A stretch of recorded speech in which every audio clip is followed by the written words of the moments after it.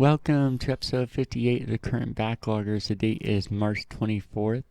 I am your host, KCP, along with my good friend and co-host, D-Dubs. D-Dubs, how are we doing today? I still don't like D-Dubs from the last podcast. Well, yeah, our new podcast, Bro Hawks, a sports podcast. That's your name and submitted. It's not my name. It was mentioned once, and it was also noted on Bro Hawks sports podcast on the same channel. Like and subscribe. That I didn't like it there either, and I don't like it here even more because the context doesn't make sense. Also, there's been 58 of these? Yeah, isn't that nuts? That's a lot. And actually more if you include the times we do like 2 parts and a special episode, but 58 main episodes. That's crazy.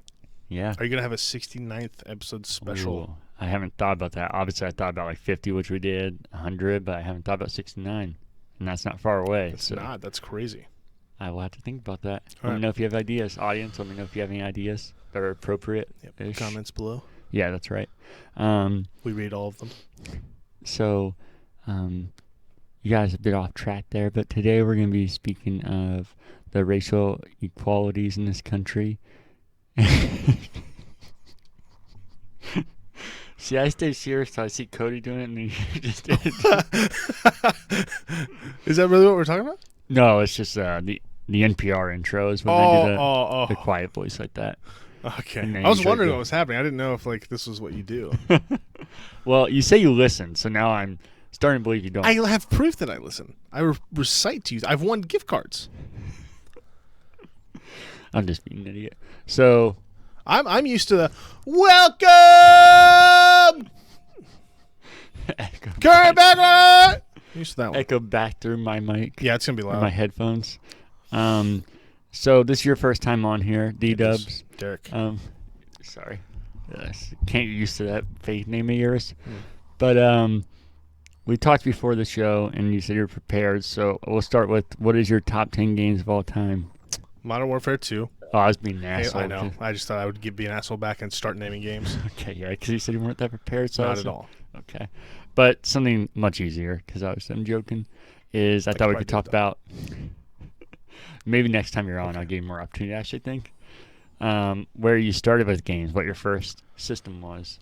Oh, I didn't. Okay. What was my first system? I remember playing Super Nintendo. Wow, boy, this is going to be tough. When I was really young. I don't know. I had an Atari. I've had all of them. I don't know what my first one was. I have vivid memories of the Super Nintendo. So that's one I have. And the Sega. Which one came out first? Nintendo. Well, the NES came out before the Sega Genesis. NES. That's what I'm talking about. Yeah, the gray one.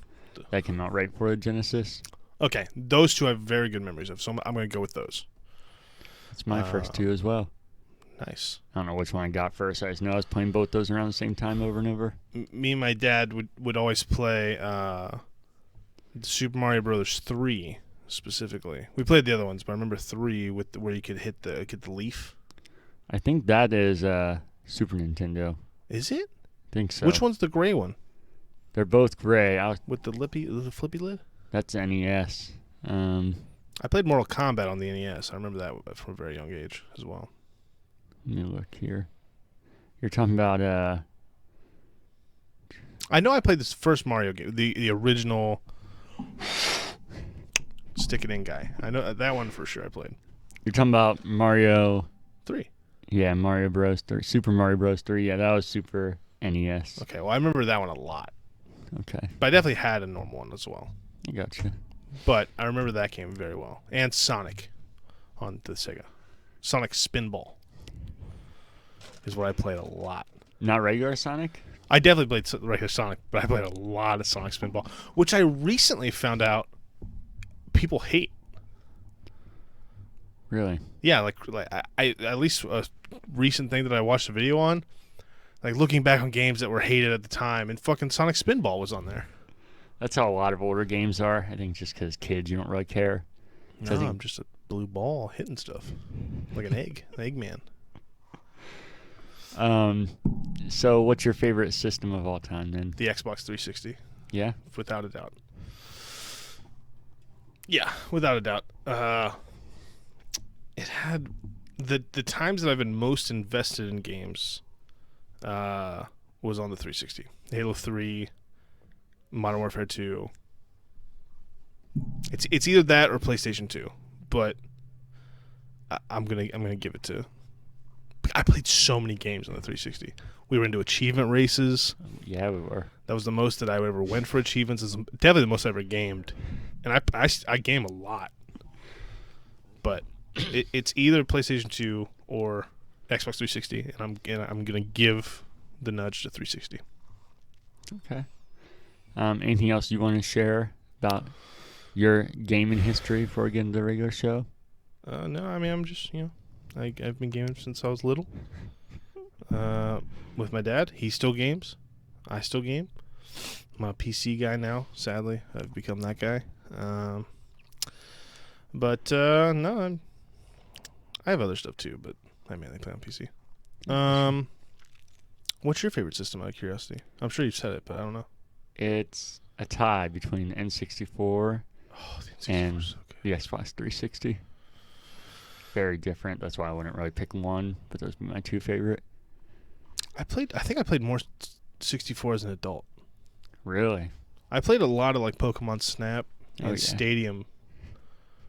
But I played a lot of Super Smash Brothers from like 18 to like 25.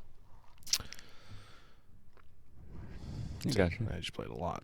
So You gonna get the new Pokemon Snap? no, I don't think so. I don't think Really? I'll like Pokemon Snap now as an adult. I think I need more to entertain me these days than taking pictures of Pokemon on like a fake roller coaster thing. So I don't think it'll get me this time. Okay. I gotcha. Yeah. That's sad because I think I'm gonna be not the only one that's gonna sell a lot, but the only one in our group that will have it. Yeah, I asked my wife because I was like, "Oh, she probably loved Pokemon Snap because everyone did." I hated Pokemon Snap. I don't want the new one. Oh, I guess that answers that. So when's the divorce? Papers have been filed. No, I'm just kidding. It's not happening. She loves Halo though, so good and bad. So maybe just like put the divorce off a little bit. But like Give live away- in separate houses type of thing. Sleep in separate beds. I hear you. Okay, well, we can get into the normal show here. Before we do, I told you before we got on here, I'm going to do the next Extra Life charity stream, March 26th, starting at 11 a.m. And then this one doesn't have an end time, so I'm going to play the original BioShock until it's completed. Nice. So, I didn't know that. yeah, I put a poll out, only like, I think 11 people voted on it, but BioShock got more votes. What were the other games? Just the normal variety games like I BioShock voted on or- those. Oh, did you? I did. What'd you pick? I don't remember. You picked the winner. It didn't tell me if you did or not. I'm just trying to let you be a winner here. I picked the winner. Did you? Yeah, Look for at you. sure. Did you put it out on Current Backloggers? I put it on Twitter on our account, yeah. I voted for BioShock and Infinite. Look at that. Well, you'll be getting it.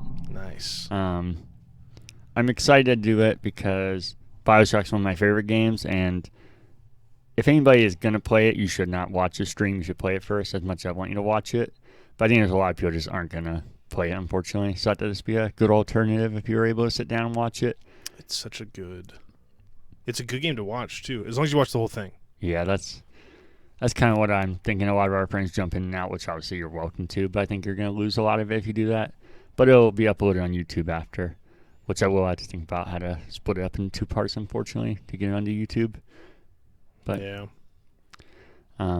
that'll be from 11 a.m. to who knows when on March 26th. After you're done playing BioShock, do you want to play Warzone? We'll see. Nice.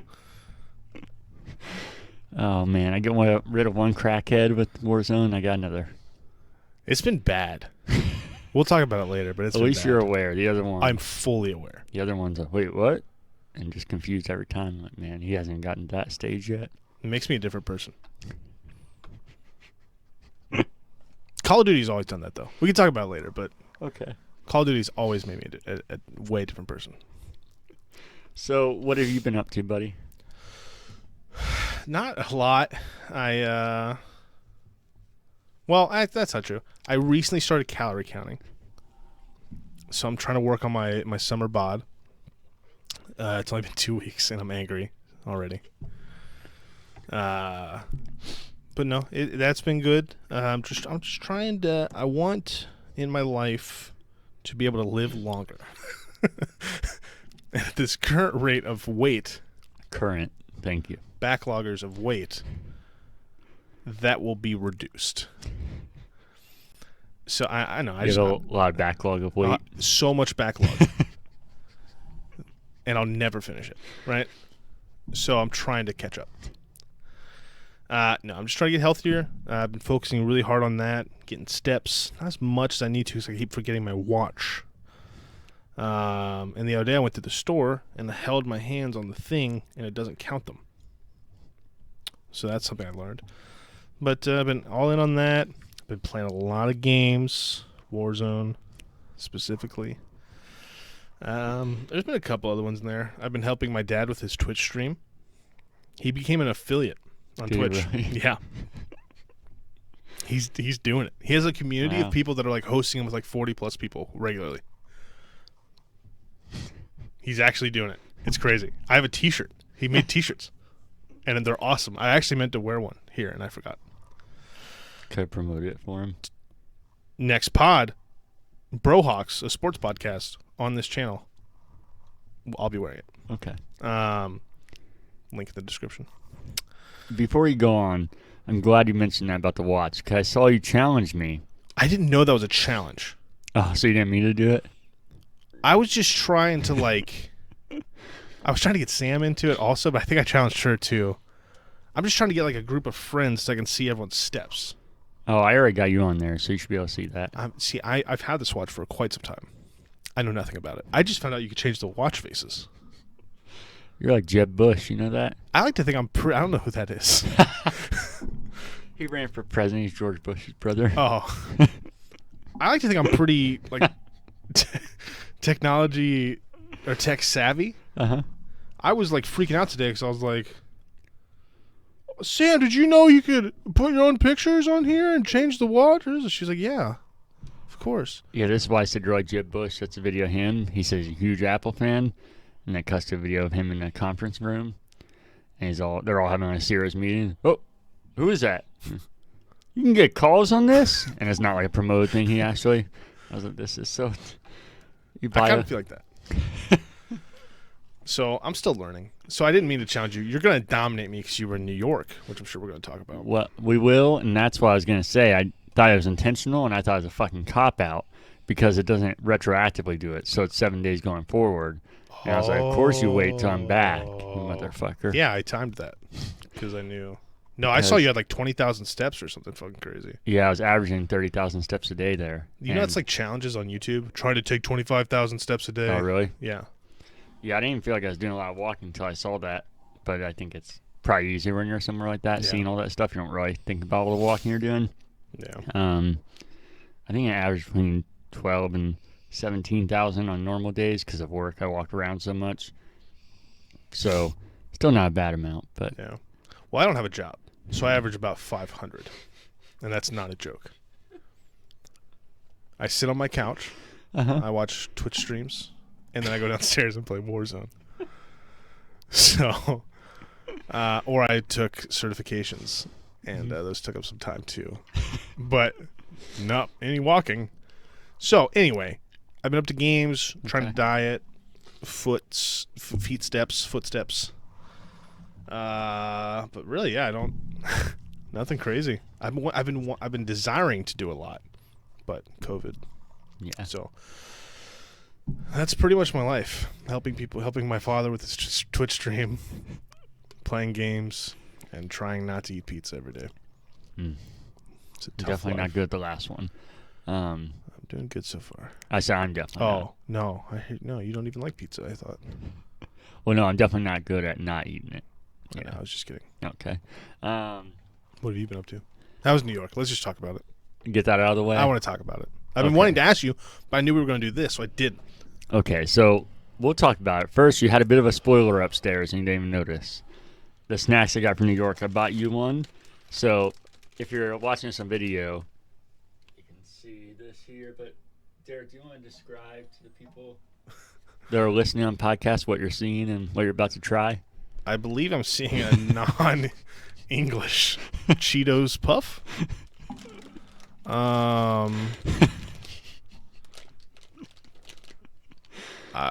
Is this I'm not even gonna take a shot at the language. Do you know what language it is? No, I feel like Chinese. I don't think it's Chinese. No? No. I don't. Korean?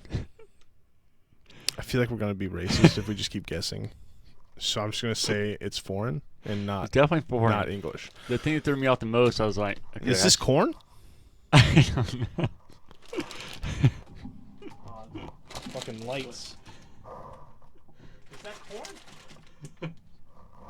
It's corn on the cob. I should have brought down other snacks. This was from a 7-Eleven, and not all their In 7 New York, not in fucking Chinatown. No, we didn't even go to Chinatown. Spoilers. And it was in Brooklyn, so not even like on the edge or something. Am I trying to? Yeah, we went to a lot of 7-Elevens. This wasn't a normal thing there, but this one had a entire display of knockoff. This one definitely appears to be a Cheeto. This is a knockoff? Well, Because that's definitely Chester Cheetah. It's their countries, but there's definitely some that were just straight up knockoffs that were not. That smells branded. terrible. Have you had these? I haven't. I'm gonna let you try first, just on a throw up. But Are you gonna try them with me though? Yes, I might. definitely. I will tell you. I should have brought them down. We're gonna. Yeah, It smells bad. I think these are corn. Go ahead. I think these are corn flavored. I'm gonna try. I'm gonna let you talk though. I got 2 other snacks that me and Daniel tried in New York Okay. that aren't knockoffs. They're not like supposed to be Cheetos or supposed to be Doritos. They're their own thing, and they looked good, and they are fucking terrible. Are they? So I meant to get them. Remind me after the podcast. We'll do a little after thing, so I can add it to this episode. I'll let you try them. They are atrocious. These But, smell awful. But dig in. I can't have a lot because of the calories. Because it's Good for you. I mean, good thing for you. You probably want to be like, shit, I cannot eat one anymore. cup is 210 calories. There's Wait, no shot. Is there I mean, English on that? there's numbers. Oh, okay. I was going to say, that was the most intriguing thing to me, that I couldn't find any Two English at all. servings per container. So this whole thing is 420 calories.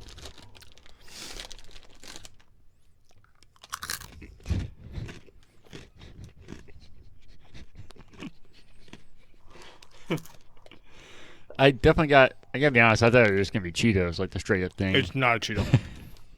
That is a. It's a corn tortilla Huh. Cheeto. Why did they make it look like Cheetos? I think these are Cheetos from another country. But I think they made like a. Well, do you like like tortilla chips? Yeah, they're not bad, but like you saw the other ones, they literally said Doritos. They don't They look did. good. They're not. They're just bland. They're not very salty tortilla.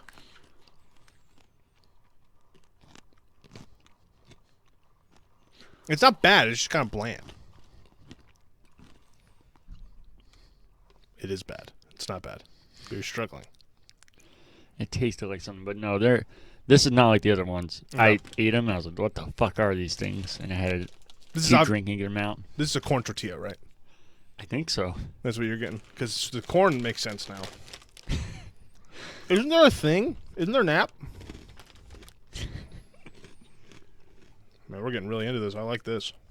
Google Translate picture? Yeah. Yeah, I had to slow myself down. There were so many things I could have picked from. I'm going to download this. We can keep talking about it. I'm going to download this so we can read it. What it Okay.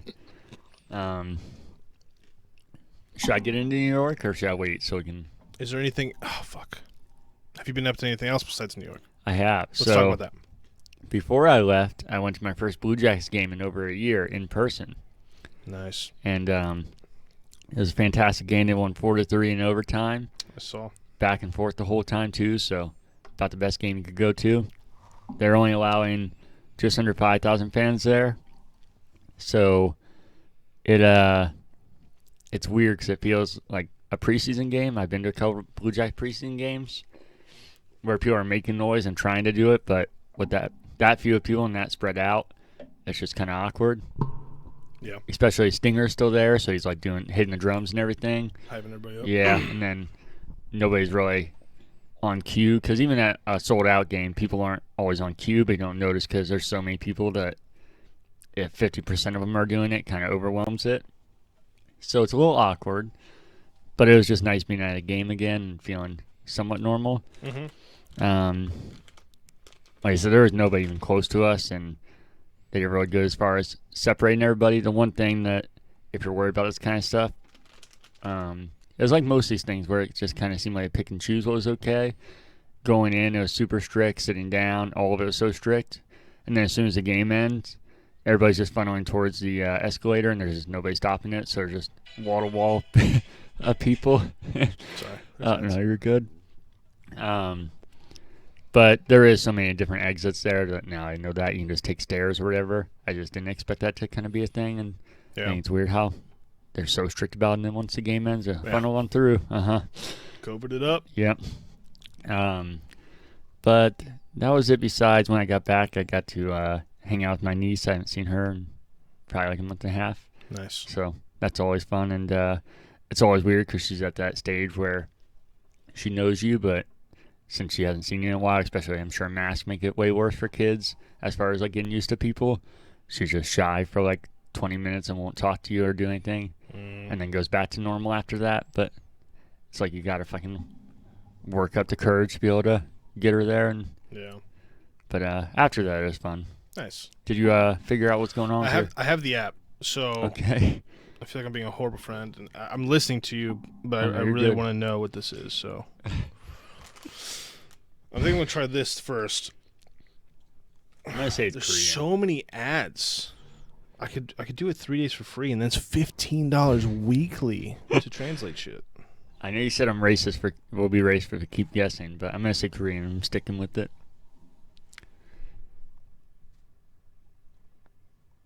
Okay.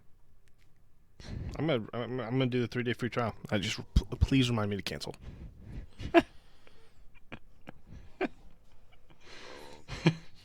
Okay, you gonna remind me? I'll remind you after this podcast. I'm sure you can cancel right after.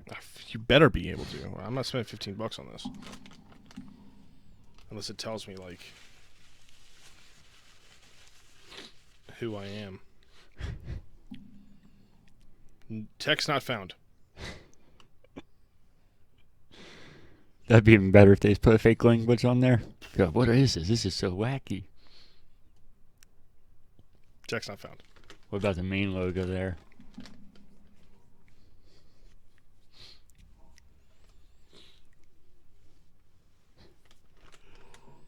Nothing? Text not found. All right, so I'm starting to think this is some bullshit, or this app sucks ass. Just Google what those are.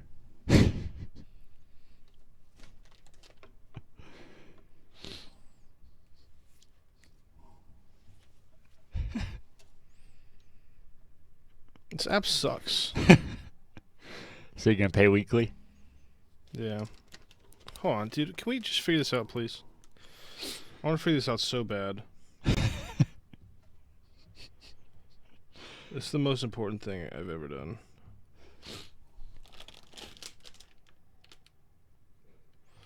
I don't think we're gonna get it, buddy. No? No, I mean, I'll try again here. Let me try a different text. There is some English. I should have tore that sticker off. It says corn and peanut snack. Oh, I didn't even see that. Peanut. I don't know if I want to get another one. I should have tore it off. I was trying to make sure there's no English anywhere.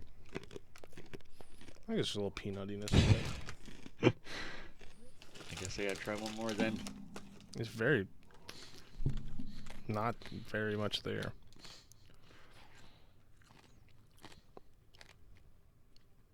Ninons. You know, This isn't fucking anything. that's actually the other taste I was getting I couldn't think of. It was peanuts. So it's accurate. I don't think I'd ever crave a corn and peanut chip, or Cheeto to be exact. You said you got these for me? Yeah, they're all yours, buddy. Okay. but mostly for this situation. So it'll be funny doing podcasts. So you don't have So if to. I put this right here, and then it ended up in the trash can, would you hate me? Yeah, but it won't end up in the trash can. Those are delicious. I'll finish them. Okay. Okay, you want me to get into New York here? Yes. I'm going to forget to cancel that. I know it. So,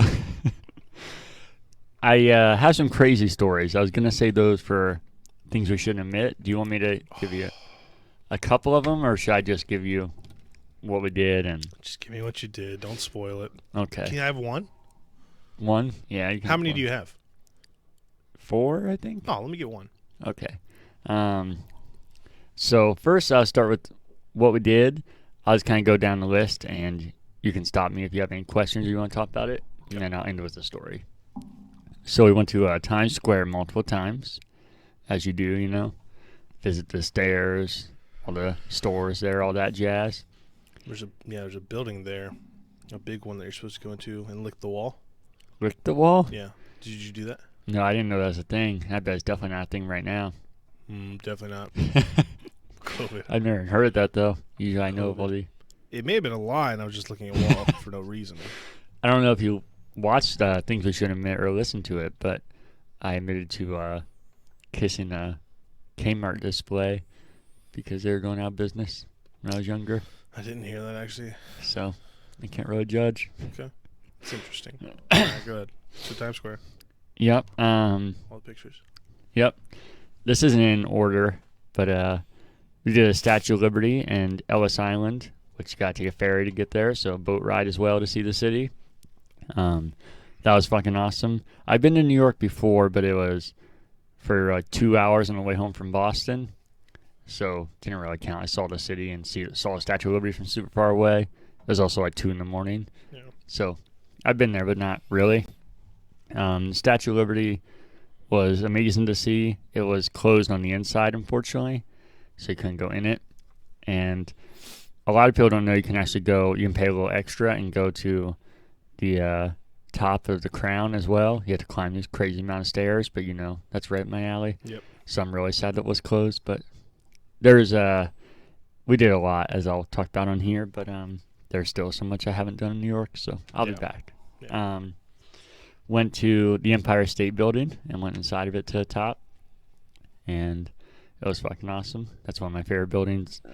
I was gonna say in the world. It's not like I've been all around, but I don't know if I told you my weird fascination with buildings, and even when I was younger, I could tell you like all the stats of the biggest buildings in the world. And Okay. You're so one of those guys. yeah, Like a mountain guy, but with buildings. yeah, I love mountains as well. But yeah, and a lot of that has gone away. I still find it as interesting, but I don't know all the stats and everything like I used to, especially because the past decade things have increased so much overseas and everything with crazy ass buildings that it's hard to keep up with. Dubai, I feel like would be your bread and butter. Yeah, I think it's cool, but I feel like theirs are going up so fast that I feel like it's not sustainable, and I feel like it's all gonna kind of backfire eventually, kind of like losing weight too fast or something. I feel like it's happening too fast. It's a little questionable.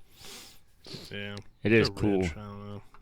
Yeah, it is cool. If you look at like the biggest cities in the world, how long it took for them to come up, it just seems odd what's happened with them. Besides that, went to the M&M and Hershey store in Times Square. Had a lot of pizza. I can kind of finish that at the end here. I saw, real quick, Yeah. Danielle posted a montage. Yeah. How long were you there? We got there on Tuesday, and it was like Tuesday at... So 7 days. No, not even. Tuesday and left on Saturday. So Wednesday, Thursday, Friday, Saturday. There was at least 15 pictures. Yeah, I wasn't going to keep track, and it wasn't a goal to see how many I could get. That was just me naturally doing it, but she decided to keep track, and there were 16 different pizza places. Okay, so... I mean, obviously, you didn't dislike it. Would you rather have Columbus-style pizza, which is a thing? I didn't know that we have our own pizza style. Or would you rather have New York pizza? It's going to sound like cop-out, but it's true. I'd rather have both. And it's a cop-out. I need one or the other. But it's not a cop-out, and I can tell you why. Because snobs that are from New York or people that visit New York are like, oh, I can't have any other pizza now. New York is so good. Mm. And I am craving. I'm like, God, I can taste it in my mouth. I need to go back. But I think this thing is different. I don't think it's better. Because I know if I moved to New York, I'd be like, fuck, I want Donato's and Classics and Massey's and all these places. So I think it's just kind of thing where you don't have it, so you want it. All right. And I think there is definitely some pizza there that was better than Ohio.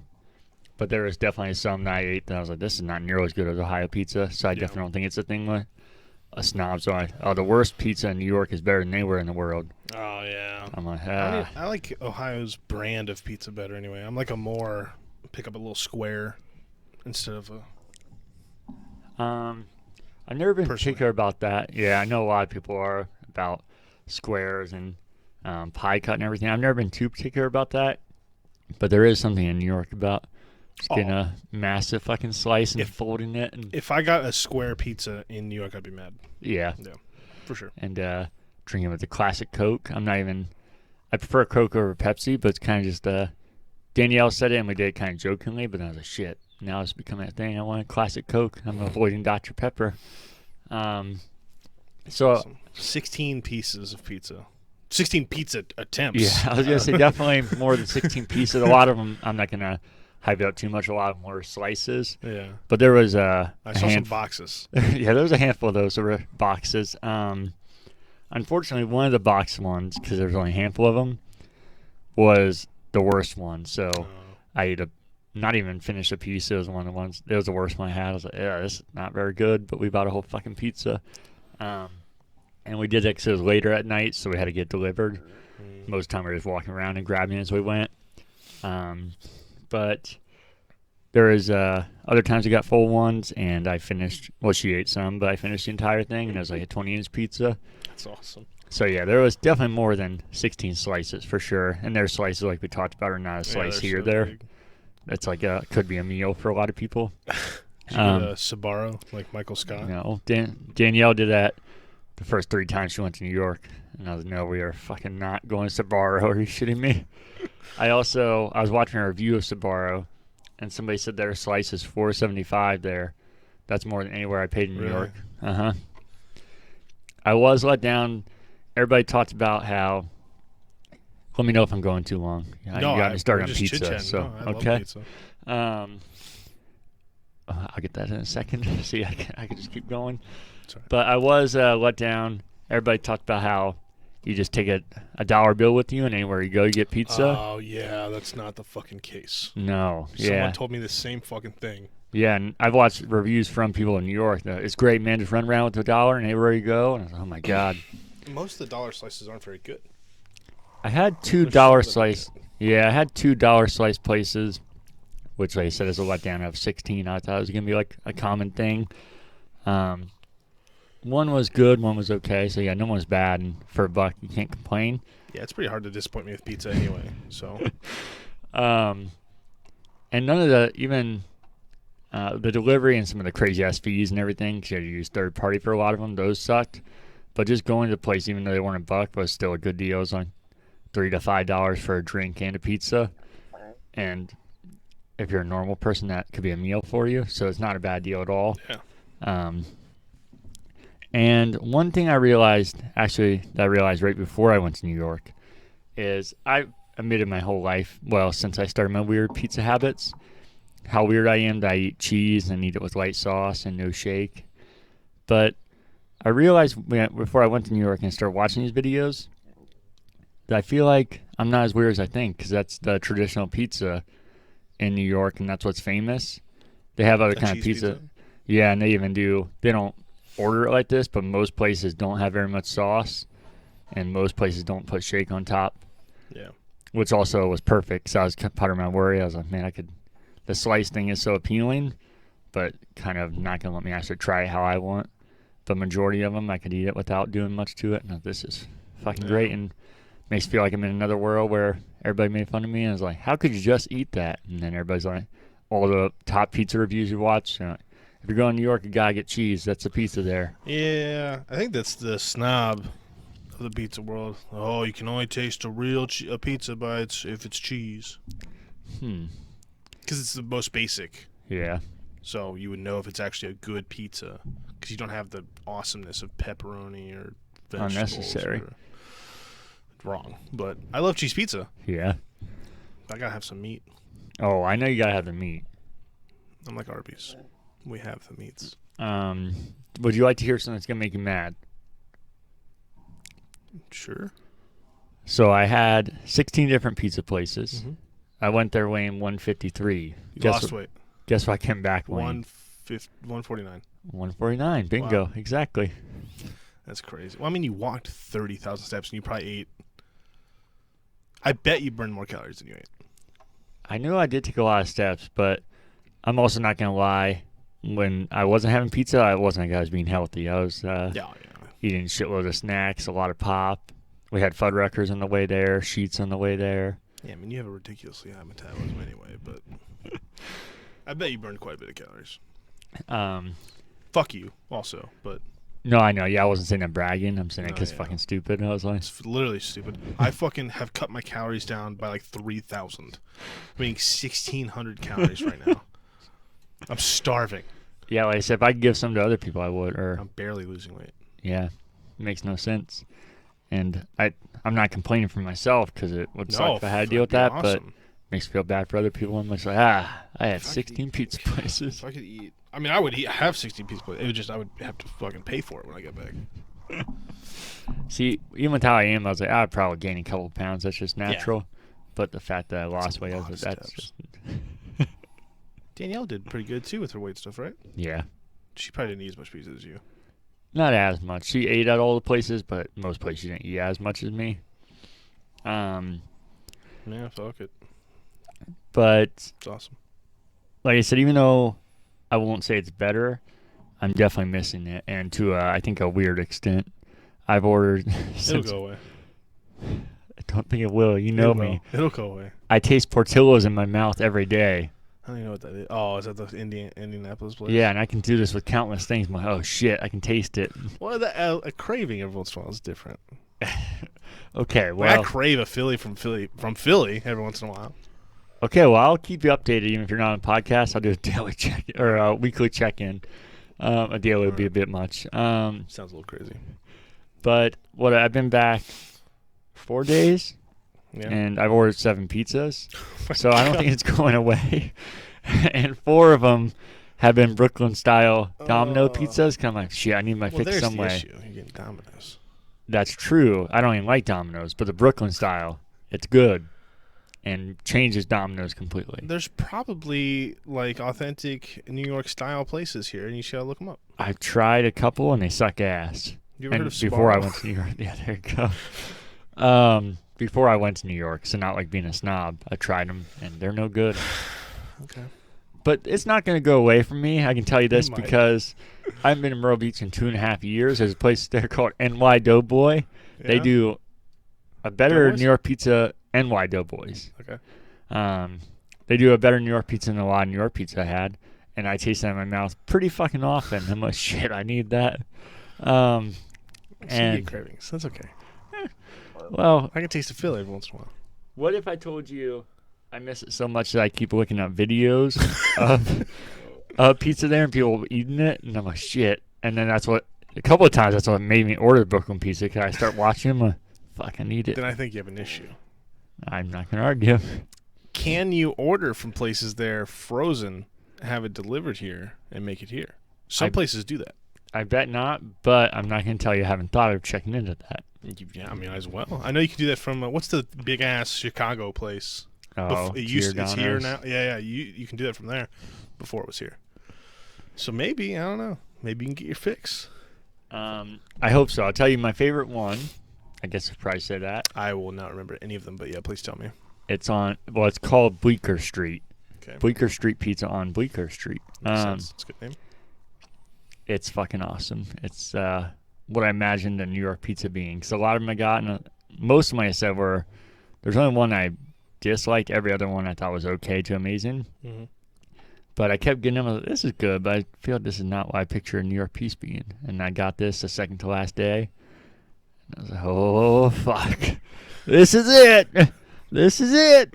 And that's What made me more sad? So we went back multiple times. Yeah, of course you find it. That's like that place in Boston we found. Oh, see, that's a great example. You're talking about Alex's Pizza. I taste that in my mouth all the time. Yeah, and and it's we closed found down. it like I never had it.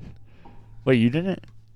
No, because the year you guys went without me. Well, you went multiple, but I wasn't there, and we went back a couple years ago, or whatever, and it wasn't there because we were going to get Best it. pizza I've ever had.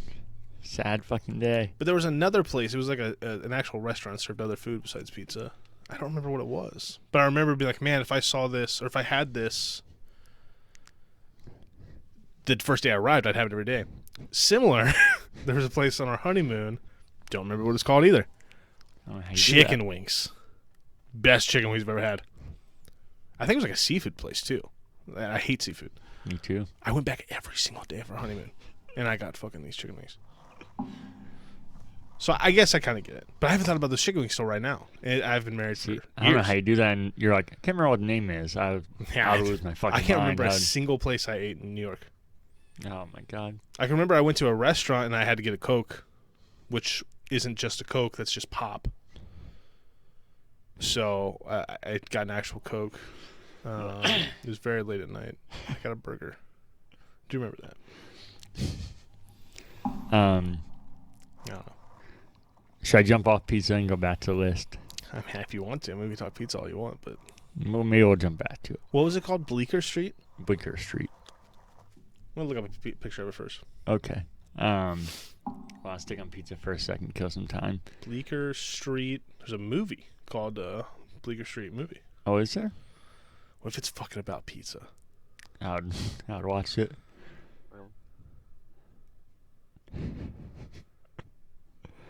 Oh, it's not a real movie. Oh, yeah, it is.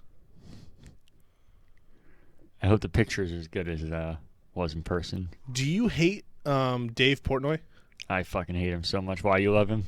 No, I hate him a lot. Oh.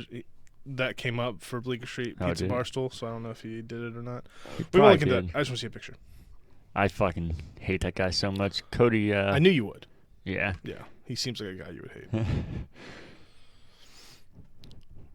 Do you want me to hand you this and you pick the best picture of what you want me to look at? Well, you know how I am, so I don't know if that's going to be appealing Is this to you. one tickling your fancy? It's looking pretty good. All right, let me look at some weirdo. Let me look at pepperoni.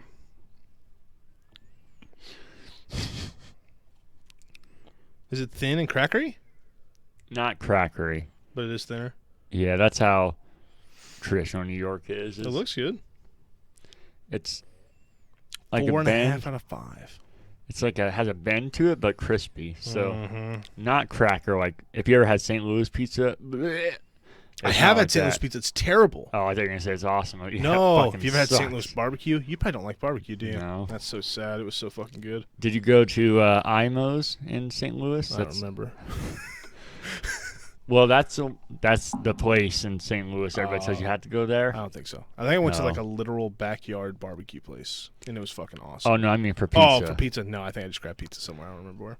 Yeah, it fucking sucks. It tastes like an overpriced hot cheese nip, and I was like, what?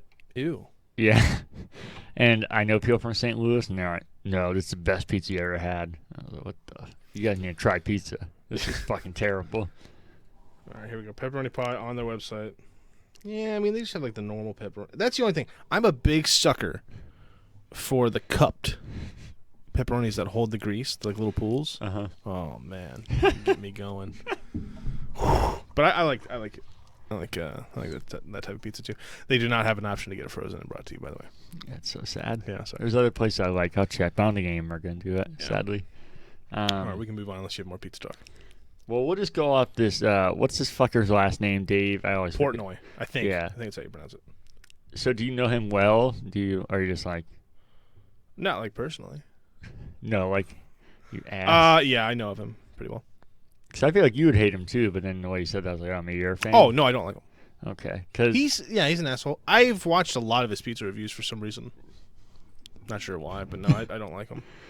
Because I feel like Cody's kind of on this roller coaster where he's like, yeah, he's pretty funny. Dude, he was a fucking massive asshole. If I ever saw him, I'd have had to kill him. And then after that, he's like, I think both can be true with him. I don't know. Like, yeah, he's kind of funny sometimes, but also, like, if I murdered him, I think that'd be cool too. Just kidding. I was gonna say I couldn't kill him personally, but if somebody else did, and I didn't have to.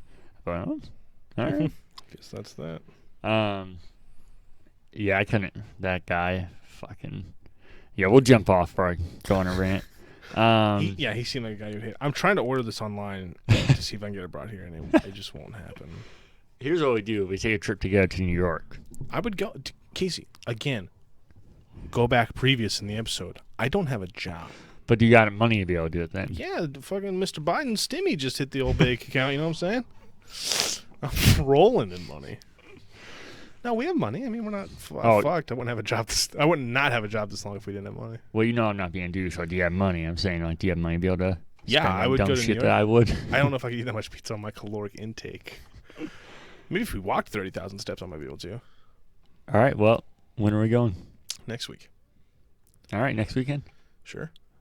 Yeah? I would go to New York, yeah. How long would we be gone, do you think? As long as you want. How far is it, New York? It's 9 hours? I believe 8.5. Just did. I should probably know. But you want to do a day trip? Does that seem crazy? Leave really early? It definitely is crazy. I would do it, but I think it'd better at least stay overnight once. But, you know, I went to Chicago multiple times for a day.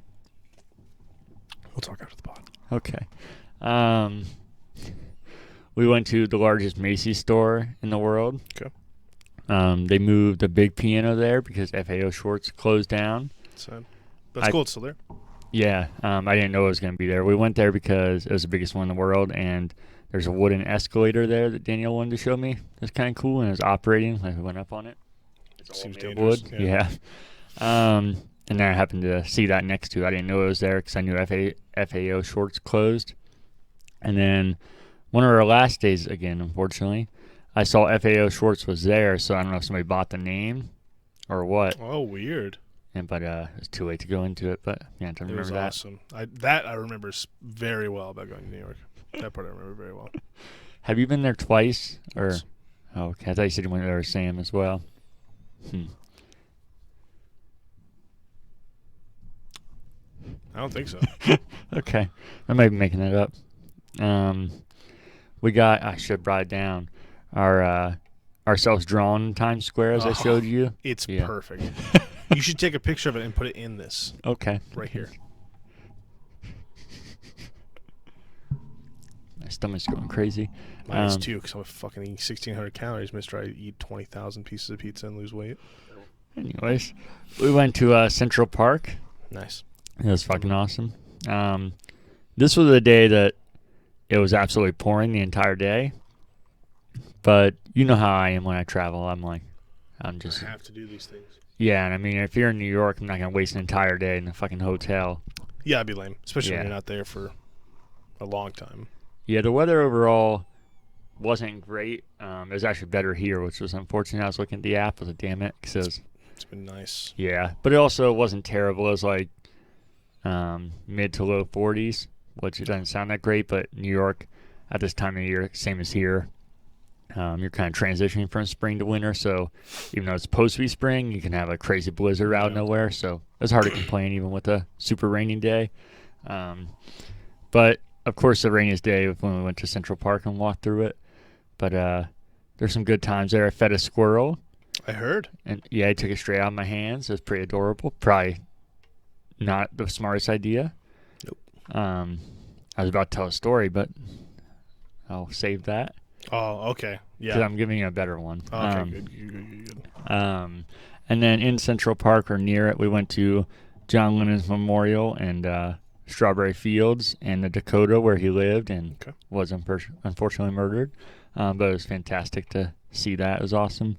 That sounds weird after what I just said, but I think you get my point. You love going to murder sites, yeah. It's totally normal. We went to Levain Bakery there. Okay. That was more for Danielle, but there's a bakery right near there. Does she pronounce it differently? Or does she correct you on how to pronounce it? No, I think that's how you say it. Well, you just really... Levain? It just sounds douchey. Oh, okay. I didn't know if she was like telling you that's how you pronounce it. And you No. were pronouncing it different. Okay. Just sounds a little smug. The vein. Yeah. It does. And then, speaking of smug, to follow that up, we went to the Met. Okay. Is that from? Yep. Yeah. What were you gonna say?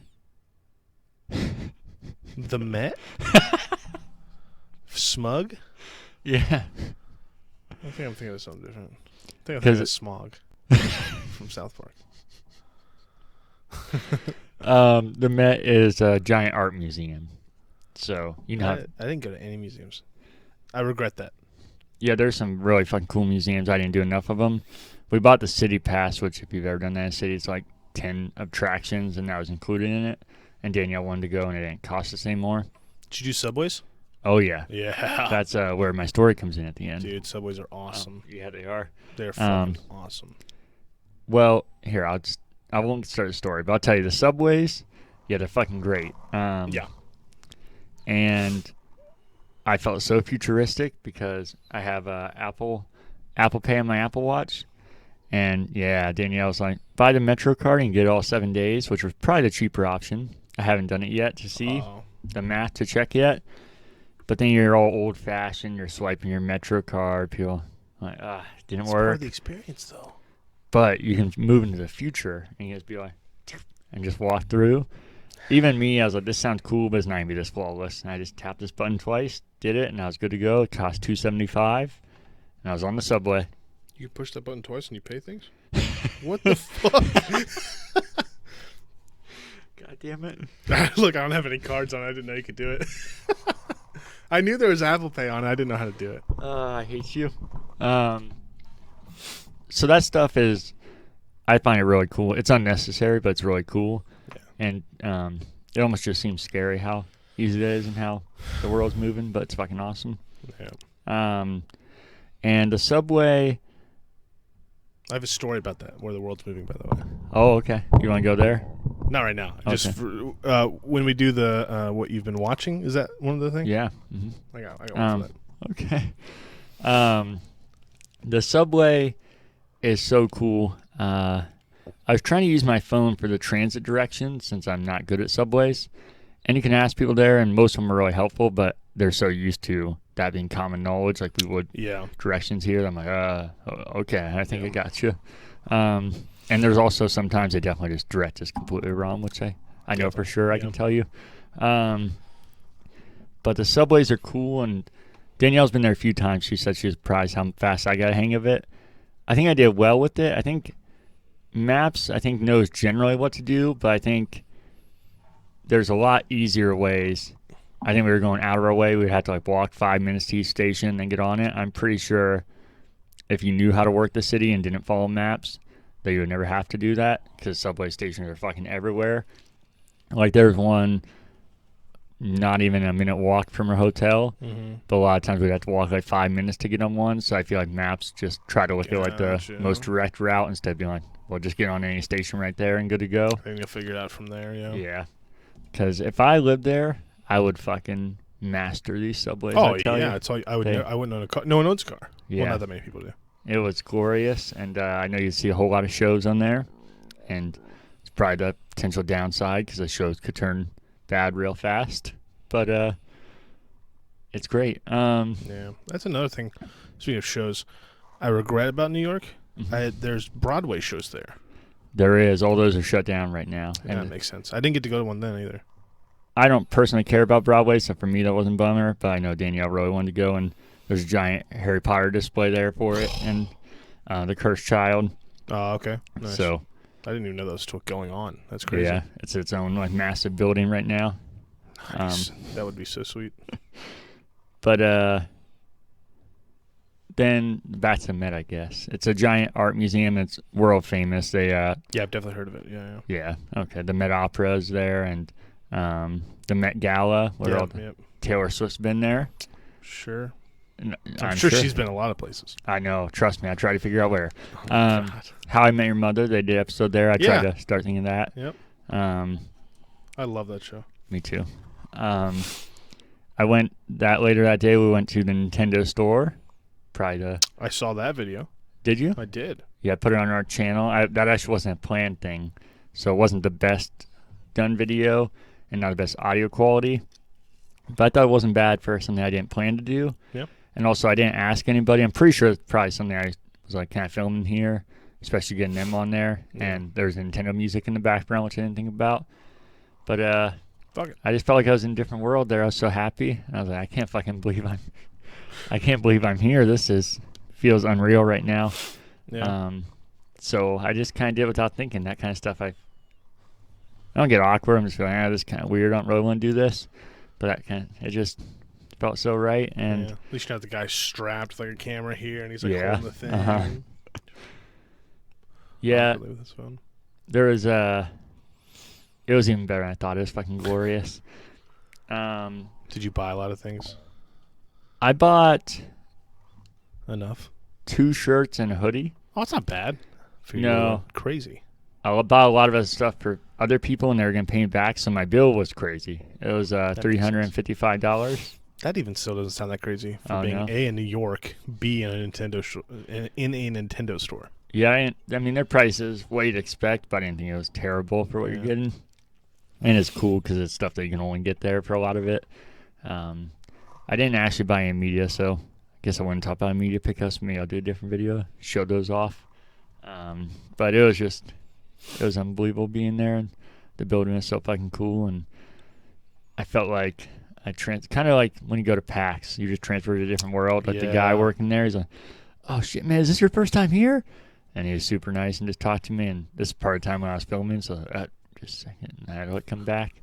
I was like, "Oh god," and he was super nice, and we just went back and forth, and just the whole thing felt unreal. It was beautiful. That's awesome. I didn't even know till I was looking it up that it used to be a Pokemon Center is what they called it. In 2001 it opened. I'm sure I saw it as a kid and just don't remember. But it used to be the Nintendo World. I knew that. It opened in 2005, but when I was looking it up to make sure I had the year right, I saw that it actually opened in 2001 as a Pokemon Center or store, whatever they called it. That seems even more crazy. They had a entire Pokemon store for like 4 years. It's the exact building and everything. Like you take your Pokemon there and get them healed? No, like you go there and spend a shitload of money on Pokemon instead. God, that would make so much money today. Yeah. With the Pokemon craze. But it was so cool. All the displays were unfortunately down, like the playable stuff and everything. But everything else was opened up. They said, I saw on the website it said you were supposed to be there for a limit of 20 minutes. I think we were there for like an hour, but nobody said anything to me. Yeah. And I probably looked at the biggest tourist ever because they didn't have bags there when you're shopping. Yeah. So I just had $355 worth of stuff in my arms, kept dropping it when picking up another thing. This is so stupid. So that's definitely the thing that's most gamer related this trip. We saw Grand Central Station, which was cool. That place is awesome. Yeah. I want to do a trip on a train, not just like a train ride, but a real traveling train like that. Yeah, I do too. All right, we'll have to talk. We'll keep talking. Cocktails in the city. I got a good old fashioned. Did you really? Yeah, it's fucking horrendous. You got an old fashioned? I did. Wow. I had 4 drinks and they were small drinks. And I couldn't do it anymore. You didn't like any of them? Oh no, I had 4 sips of the drink. Oh. And no, all 4 of them were bad. Okay. Yeah, an old fashioned is like a pretty like acquired. That's not like I fucking hate drinking. Let me try an old fashioned. Well, Danielle wanted cocktails. Colin Moriarty, a guy that me and Cody talk about a lot on here. That's his favorite drink. And Taylor Swift sings about old fashions. So yeah, of course, that makes sense. Yeah. All right, and then we'll move on to the next thing. Well, hold on. Yeah. Did you only try the one drink? Did you try anything that Danielle tried? No. We're gonna find you one. You're not. A strawberry daiquiri, maybe, sure, but it's Have better. You had one? Yeah, but even then, it's better without alcohol. But it's still pretty good with alcohol. Yeah, it's less good, but it's good. That's all. Yeah. As long as it's admitted in there a little bit. Went to. I guess this is game related as well. It just wasn't very impressive. A video game store called J&L Games. This place was weird. It was definitely seemed like a scam joint. They had PS5s there, and they were actually there, but they had it for $999, and they just had it sitting there like that was a normal price. I hear places are just doing that with these things. Oh, really? I don't know if that's normal or even legal, but like same thing with the graphics cards that no one can find. I bought mine for $700. It's everywhere, like in stores for like $1,200. Like the prices have just gone up. Yeah. I don't think that's legal. Yeah, I don't think so. If it's like just a straight up sale, like their place is definitely legal because it's their store. Yeah, like reselling or whatever. It's still pretty scummy. $1,000. I'm sure a lot of people would buy that. Yeah. I also be fucking terrified working in a store in New York, and it's especially a small business like that with no security or anything, and everybody knows you have PS5s in there. Yeah, I've been kind of looking. They're hard to find. Yeah. Are you thinking about buying one? I've put thought into it, yeah. A PS5 or just a new system? A PS5 specifically, because Xbox, what they're doing is they're integrating everything with PC, so it's just like I don't really have to worry. Gotcha. That place was a bit of a letdown. I was looking for game stores. Next time I go, I'll try and find more, because it definitely wasn't just PS5. It was a lot of their items you could get for like $20, and they're like $60 or $70. It was a cool store to see, but the store I was like, I'm not gonna spend any fucking money in here. We visited Cornelia Street. Yep, Taylor Swift's song on the Lover album. That's why I know that, yep. It really is, because of you. And that was where her old apartment was. So seems like a thing that you would do, yeah. Got pictures and videos in front of that. Why wouldn't you? Her old apartment, yeah. Makes sense to go there. Random guys probably living in there. Yeah, multiple men not looking very great came out of the drawer while we were taking pictures. That makes sense to me. But, well, you want to hear something crazy about this place. I love crazy stories. So, this place, she rented it, and the realtor did an interview after she moved out. Mm-hmm. And he said he didn't know who Taylor Swift was. And he said that he's being honest, he doesn't follow pop music. Mm-hmm. That's so crazy that you somehow avoided that. That reminds me of Ryan, just not Ryan McNeil. Yeah, that doesn't. Just, I don't know how. There are people, there are Kermits out there, man. Just don't have their ear to the ground. And then something, I don't know if it's more crazy or just crazy in a different way. He said that she loved the way it was set up so much that she wanted to rent it out as it was furnished, like kept everything in there. Okay. And she's just renting it, so it's not hers after. I can't imagine on 2 layers her being okay doing that, because she's so protective and such a feminist and everything, that the next person that rents that is going to be all over that and be like, this is where Taylor Swift sat, this is where Taylor Swift, probably, yeah, did stuff. And then also, I know she doesn't care about money, she's fucking swimming in it, but that realtor could be like, well, that's $1 million, I can send this, sell this for Taylor Swift slept on this, and I would have, probably did other stuff. Definitely did other stuff. That she's a human being. You're the worst. What other stuff are you talking about, do you think, though? I was trying to censor myself, so okay, thank you. Yep. So what I'm getting at is I wish that was like an Airbnb right after she moved out. So that way I could rent it out for a day. You wish that, yeah. Yes. There's probably like personally 6 other people in the world that would wish that. I think there's quite a few. That's why I think he could probably sell those items for millions of dollars. I think agree with me. That could happen. I don't think that many people. I don't know. I don't think it'd be a sustainable business. Taylor Swift's Airbnb. But maybe there's some weirdos out there like you. I don't know. But I also think it's just crazy that she would be okay doing that, knowing that other people are gonna be on that with how she is. So that's more. Yeah. And then we had some bagels, another New York classic, I hear. Yep. I'm not get bagels with stuff in it. I got a blueberry bagel. Does that work? No, like there's supposed to be like food in it, I think. Oh. Usually something crazy like salmon or. Okay, we're gonna move on. A lot of cream cheese.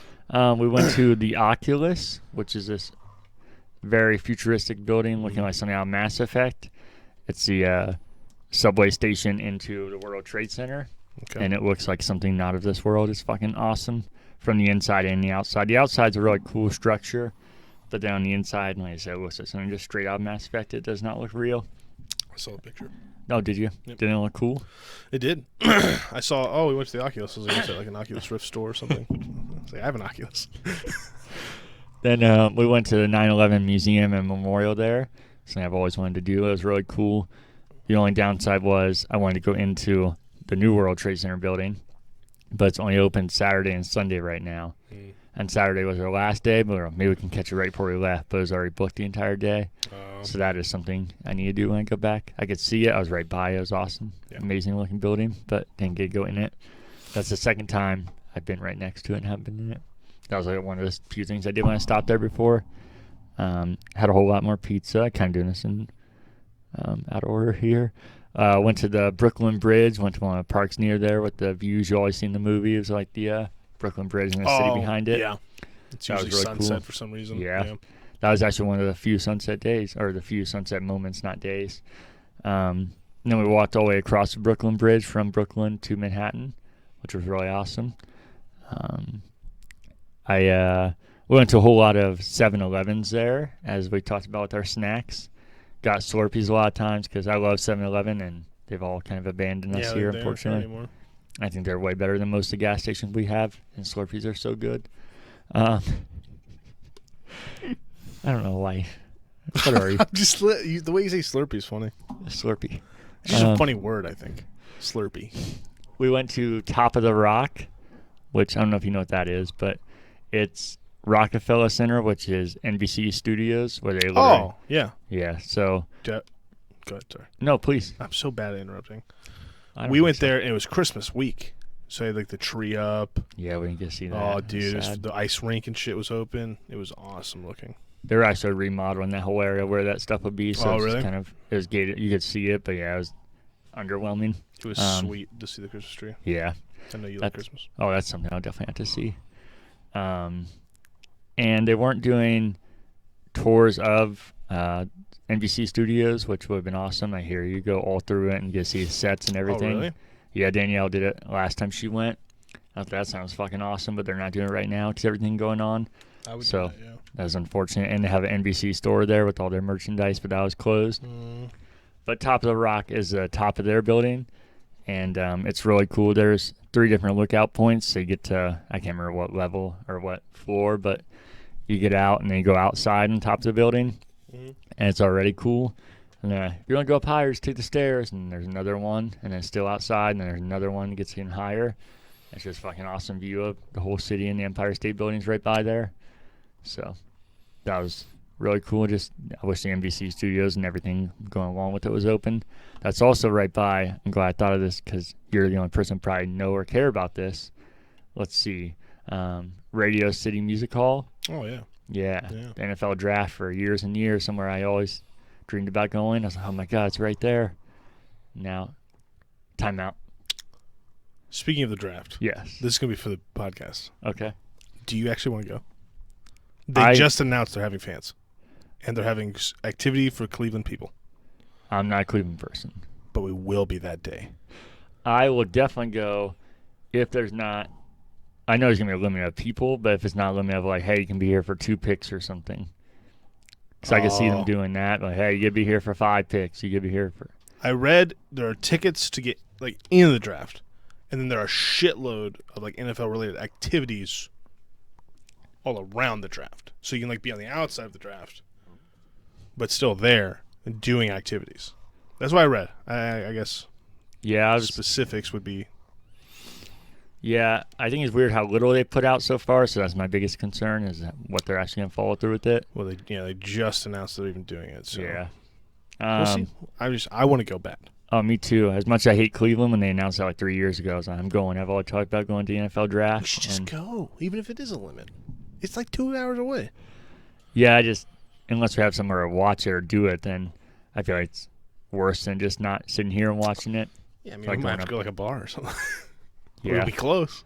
I thought not that I would rather do this, but if we couldn't go, if it seemed like it wouldn't be fun, we could maybe do a watch along like we do the. Oh, I would do that too. I think that'd be fun for our podcast. That would be great for the yeah.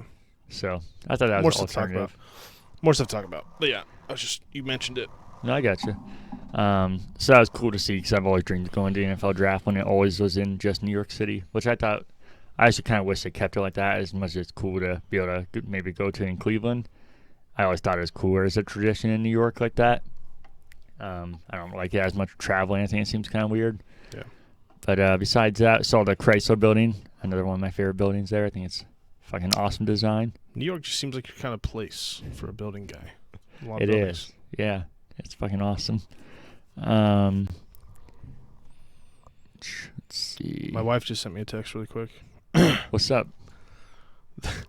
There have been so many sirens and shit going off around us for the last hour, and I can't find anything online, and there's so much police activity currently happening. What the fuck does that mean? I don't know. We live in a good area with, it's like a nice suburb. That's shocking.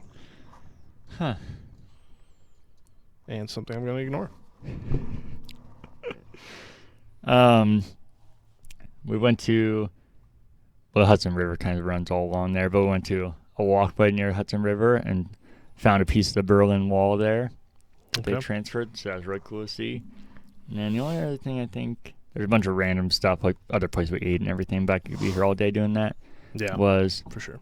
Went to Franklin Street to see Taylor Swift's current apartment. Oh, normal. Was she there?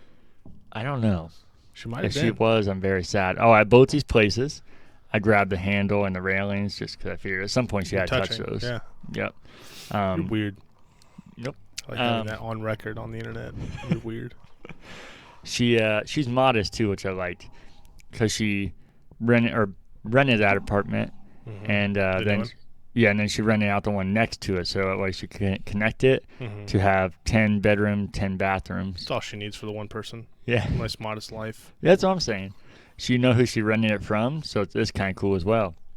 Maybe actually not to you, but John Glenn. Peter Jackson. Oh, that's interesting, I guess. Yeah. You know I love Lord of the Rings, so that makes it extra cool, but Taylor Swift was living there. When you said Peter Jackson, I thought of Percy Jackson. So it was not that cool, actually. I was trying to play it off. It's definitely cooler. Peter Jackson is cooler. Oh, okay. Percy Jackson is not very cool. I don't think Percy Jackson's real, is he? No. Okay. I'm not confident in that, no, by the way. He might be. I don't think so, though. I think it's a fake thing. Yeah, that's what I thought. But it's kind of cool. It's weird. I wonder if it's themed out in there. I don't know. Probably not anymore, but yeah. So weird. I bet that's so much money. Oh, I don't even want to know. But she's modest, so probably 12,000 maybe. 10 bedrooms is good for one person. Fucking all of them. Oh. All right. Just letting you know the reality of having 10 bedrooms. Just so you can keep that up here. I'm trying to picture the reality of being one of these people living like that. Oh, no way. Well, no, I'm saying the people across the street that know you live there, you're just panicked your entire life and just always make sure the windows are closed because you're just a second away from walking across that. How much are you actually there, though? These people have so many houses. What do you mean these people? Celebrities. Oh. I bet she's got a house in L.A. Oh, she's got multiple houses. Yeah, L.A., Nashville, and New York. Yeah. So I think. Yeah, she might have more. She probably has a beach house somewhere. Stupid. Yeah, she does. I'm just saying. I said that I'm not sure. But so I bet she's never in the New York one. I don't know. She writes songs about New York, and her activities I can write there. songs about fucking. Never done it. On the way home, we were going to stop in Reading, her hometown. But Reading, Pennsylvania? Yes, sir. Okay. But decided against railroad. Decided against it, sadly, but that is for another trip. Yeah, you don't have to hit all the Taylor Swift things at once, you know. That's kind of why it's sad why I didn't, because I was man, I've done all of these. We did stop in Philadelphia though. I like Philly. Yeah, I thought it was really cool. We got there at 4:00, so we are gonna do the Liberty Bell and Independence Hall because I love history stuff, and especially that time period. Mm-hmm. But it was all filled up, unfortunately, so I could see the Liberty Bell, walk by the buildings. The city was really cool, but didn't do a whole lot. And we ran up the Rocky Stairs. Did you do the thing at the top? I did. Nice. It's good. There's some weird fucking event going on there with at least 100 black men where they were all just kept giving each other fives and doing the old and pulling in, but they all just kept doing it at the bottom of the stairs. And I think they were filming a rap video.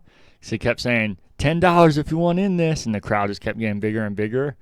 And they said, all right, we're about to do this. No one wants to chip in. But we were there for least an hour, and they never filmed it. They just kept gathering more and more people. And I was like, I feel like it's just like a second way from one person saying the wrong thing or something, and this place just fucking madness. That's weird.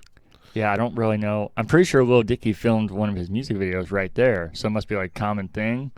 Like all the rappers gather there, but I just don't know. It never happened. Philly's a good rap town. Yeah. When I went there, there was an event at the top of multiple Lamborghini cars, and people just there. I don't know why. Yeah, it's weird. Yeah. I don't know what those... They're just fucking Rocky stairs. And there's a Rocky statue. I did that too. Yeah, picture of that. And when I already thought something might just break out in a second. Not even being racist or humorous or anything. Just that many people with all like that gathering together. It's just, I feel like one person does the wrong thing, ready to go. Yeah. And it then, also seems to break every COVID protocol. Oh, it was like probably 10% of them were wearing masks, and they all, like I said, were dabbing each other up and getting all up on each other. And was there a guy selling Rocky shirts there? No, well, maybe, but I didn't see him. We went there. There was a guy with just a box full of shirts. There was Philadelphia Rocky. Multiple ice cream trucks there. Super good, overpriced. It was we went when it was cold. That was the warmest day. Wasn't, of course, when we were in Philadelphia, not where we went for. Yeah. Also, this was the more crowd than anything I saw in New York City, which was fucking weird to me. Just make sure it's recording. I gotcha. Also, I think is more evidence of how fast things can go back to normal. Because it was a fucking another world real fast there. I hear Florida is just like a normal place now. Yeah. Yeah. And like I said, I thought it was just any second for him going off. And when I really thought I was gonna was there's this really nice car. I don't know what it was, but it was super nice. And this dude started backing up, and it was his friend, so they knew each other. But he was like guiding him, and Danielle was like, "Isn't that a Tesla? Can it park itself?" And oh no, she didn't say that. She was like, "Oh God, he's getting so close," because he was like just about to hit it. And then she said that she's like, "It's a Tesla, can't park itself." And yeah, it's a Tesla. He'll park himself. Don't worry. But you could tell he definitely. I told her you have to pay extra for that package. You could tell he definitely did not pay for it the way he was driving. And I was joking. I'm not even a big Tesla fan, but I also didn't think anything was gonna happen. And then he slowly just backed up and just, and then that's exactly what the dude did. It got his car hit. I was like, oh shit, this is when it's really gonna get going. And that dude stepped out, and he was like, "You're good, man. It was just the plastic part of the bumper." What kind of whole car's plastic? Yeah. So what the hell? What world am I in right now? This is so weird. I built out a Tesla before I bought my Camry. Hell yeah. It gets expensive. It does pretty quick because the base car is not that expensive. I was like, 30 grand or something. I was like, that's not terrible. And at that point, it's just a normal car, really, without. Yeah, but then I was like, well, because the cost of electricity versus fuel is crazy. But then I wanted the self-driving thing because that's fucking awesome. But that adds like $7 grand immediately, and you get the sports package. It adds like 10 grand. And you have to pay if you don't want the base paint, which is fucking crazy to me. And if you want different rims from the fucking horrid rims that come with it. But we didn't do a whole lot there. It was just fun walking around. That's actually where I got two of my pieces of pizza. I'm not gonna lie. So we're in New York City for two of them. Oh, we're in Philadelphia. Okay, but same trip. Did you get a cheesesteak? No, because I would throw up. Did Danielle get a cheesesteak? No, she thought about it, but she was too full, and she said she's not a big fan of them anyways. I get at least 3. Ugh. Every time I go. You're disgusting. How do you eat that much? Yeah. The same item, too? Probably ordered the same way from every place. Yeah. I think I covered pretty much everything. Do you have any questions? No, I feel like if I did, I interrupted in the middle, so sounds like a good trip. Yeah. It was great. I love New York City. They should put that on a sticker or a shirt. Like I heart in one. Oh, that could be a big time. We bought Buckeye a tank top that says that. My dog. He's not a fan of it, but we tell him he is. Because the day we got back was his 11th birthday, so we brought him that as a gift. 11? Yeah. You never know what the fucking way he acts. Immature piece of shit. But I love the city. I know most people I could never live there, and I would never want to live my life there. No way. But I, in a second, would live there for like a year or something if I could, for sure. I think I would. Yeah, I know for sure I would. The only thing I didn't even consider, I was like, you know what, I love this, and as annoying as some of this stuff would be and as crazy as people are, there's something about just always having something to do and just walking out. But the more I thought about that, I was like, that's because I'm on vacation. If I was here, I'd have to be working every day, and not a lot of this stuff would get more annoying. I know I wouldn't get sick of the other stuff if I wasn't working, because, I know people say that, but like, oh, trust me, you would get sick of it. But I don't get sick of pizza, as you know. Yeah. And it would be so convenient and so much cheaper there with how I eat. It's ready for it. And even like the buildings downtown here, I could stay there all day and see those things. Mm-hmm. So I'd never get sick of that kind of stuff. So as far as that would never get old to me. But it's just, I think, if that was your daily life, so much would be taken up by work. And then cost of living there is so crazy that you're going to have to work a better job than you are here. Yeah. You just get used to it, too. Because a lot of people come to Columbus for trips. There's a bunch of shit to do that's new. You're just used to it. But see, I wouldn't get used to that stuff. You would if you lived there for a long time. But I wouldn't. Like I said, here, downtown, I am excited every time I go down there. Yeah, you're different. You're weird. So that's what I'm saying. I know that people say that, and maybe some people would, but yeah, I wouldn't. Most people would. But that's why for a year I most certainly could live there, and I would in a second. Like one of my managers told me he had at his old job, they paid for him to live in Times Square for a year. You would do that, yeah. And I was like, oh my fucking God. But no, even if I could live there for a year and have to work a job and everything, I would do it. I don't know if I would want to live anywhere besides Columbus, Ohio. I know it might sound like a joke and to some people ridiculous, but I think it's a perfect mixture of everything, but that's why I love traveling. But if I could live at places for certain periods of time, I would most certainly do that. And even the things that I thought would really annoy me about New York City, like the fucking accents and how rude people are, it's actually, this is going to be surprising to a lot of people who know me, but it was kind of endearing hearing it and hearing how they acted. Not the absolutely crazy people, yeah. But I think the more I was there, the more I understood it. And I just think you love New York and you like wanted to love it. You know what I mean? So you're making yourself like it. I mean, maybe, but my hate for Boston, and I was like, this city's fucking awesome, but these things still suck. But so I kind of did a 180 on that. And New York City, besides like the truly crazy people, yeah, I kind of get where it all comes from, like the brashness and everything. You don't get that from Boston? No, they just seem like massive assholes to me, and their accents crazy even ones worse. do. Oh, see, I'd rather listen to a Boston accent than a New York, New Jersey accent anytime. And for me, I kind of always group them together, but there was something hearing it, like hearing on the subway and them talking about their daily lives, and there's just something I just think you like New York more. That's why. But like I said, Boston's one of my favorite cities in the world. But you like New York more. Different. I don't know about more. I think you like it more. Would you live in Boston for a year? Oh, definitely. Okay. Like I said, there's a lot of places I definitely would not live in Boston for a year. I would definitely have to figure out a subway station there. Here's something I'll tell you. The driving in New York City, I drove all the way there. I drove through Times Square.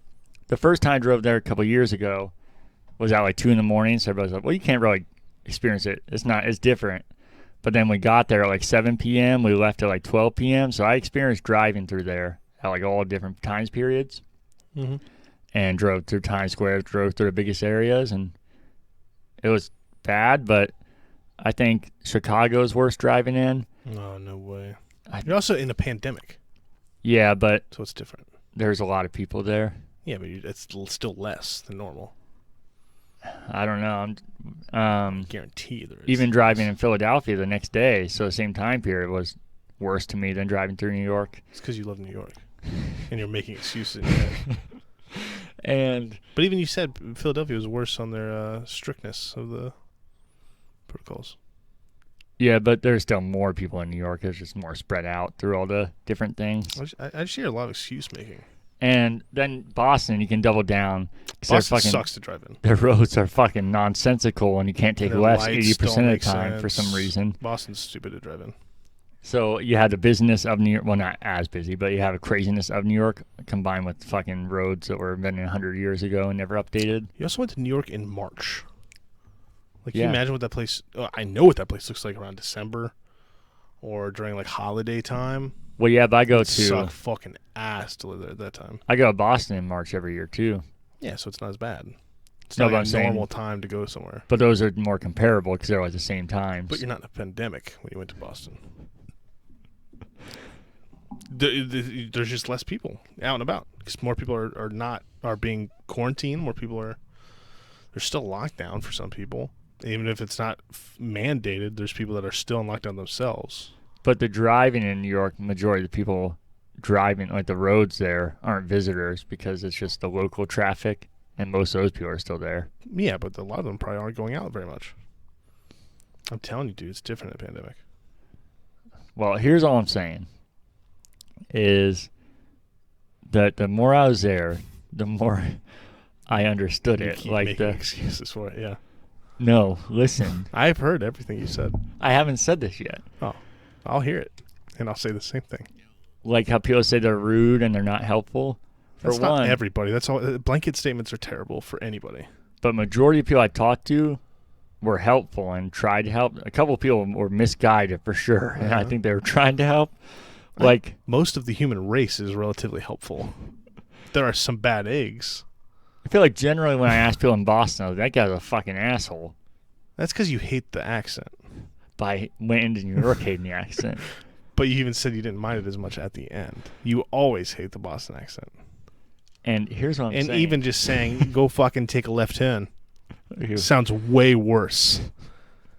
No, go take a left. You know what I mean? One's way worse. But what I'm saying is, okay. What I've been trying to say, I don't think I even care,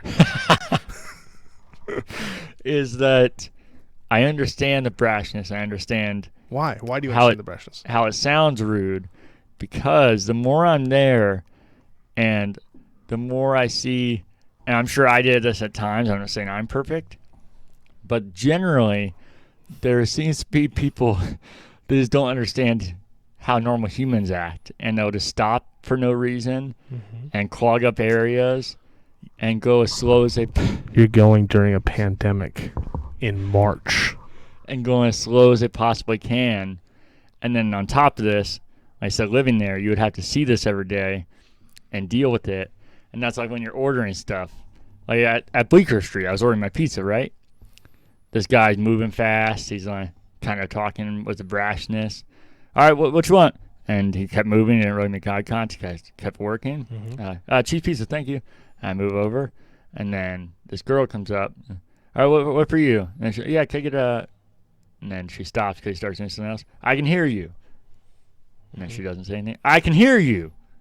Ma'am, I can hear you. That would piss you off anywhere else. But I know you, and I've seen this happen to you. That would piss you off anywhere else. That would piss you off here. But I think, like I said, I understood it, and that's why I was like, okay, I gotta get on board. You just like New York. We can end this here. You just like New York. A lot. That would piss you off. That wouldn't just make you mad. That would piss you off anywhere else. I know that. I know that. You just like New York. And that's fine. I love Chicago, and I love Boston. But there's... You can keep saying these things. I have my opinion. They will view their own. I think you just like New York a lot. Oh, I love New York. It's a great place. Cool. Should we get on with the rest of the show? Yeah, for sure. We're an hour and 35 minutes deep, and we have yet to leave New York. It's a great place. Check it out. We'll go soon. Been. So we can get them things we forgot about from the weeks before. You got anything?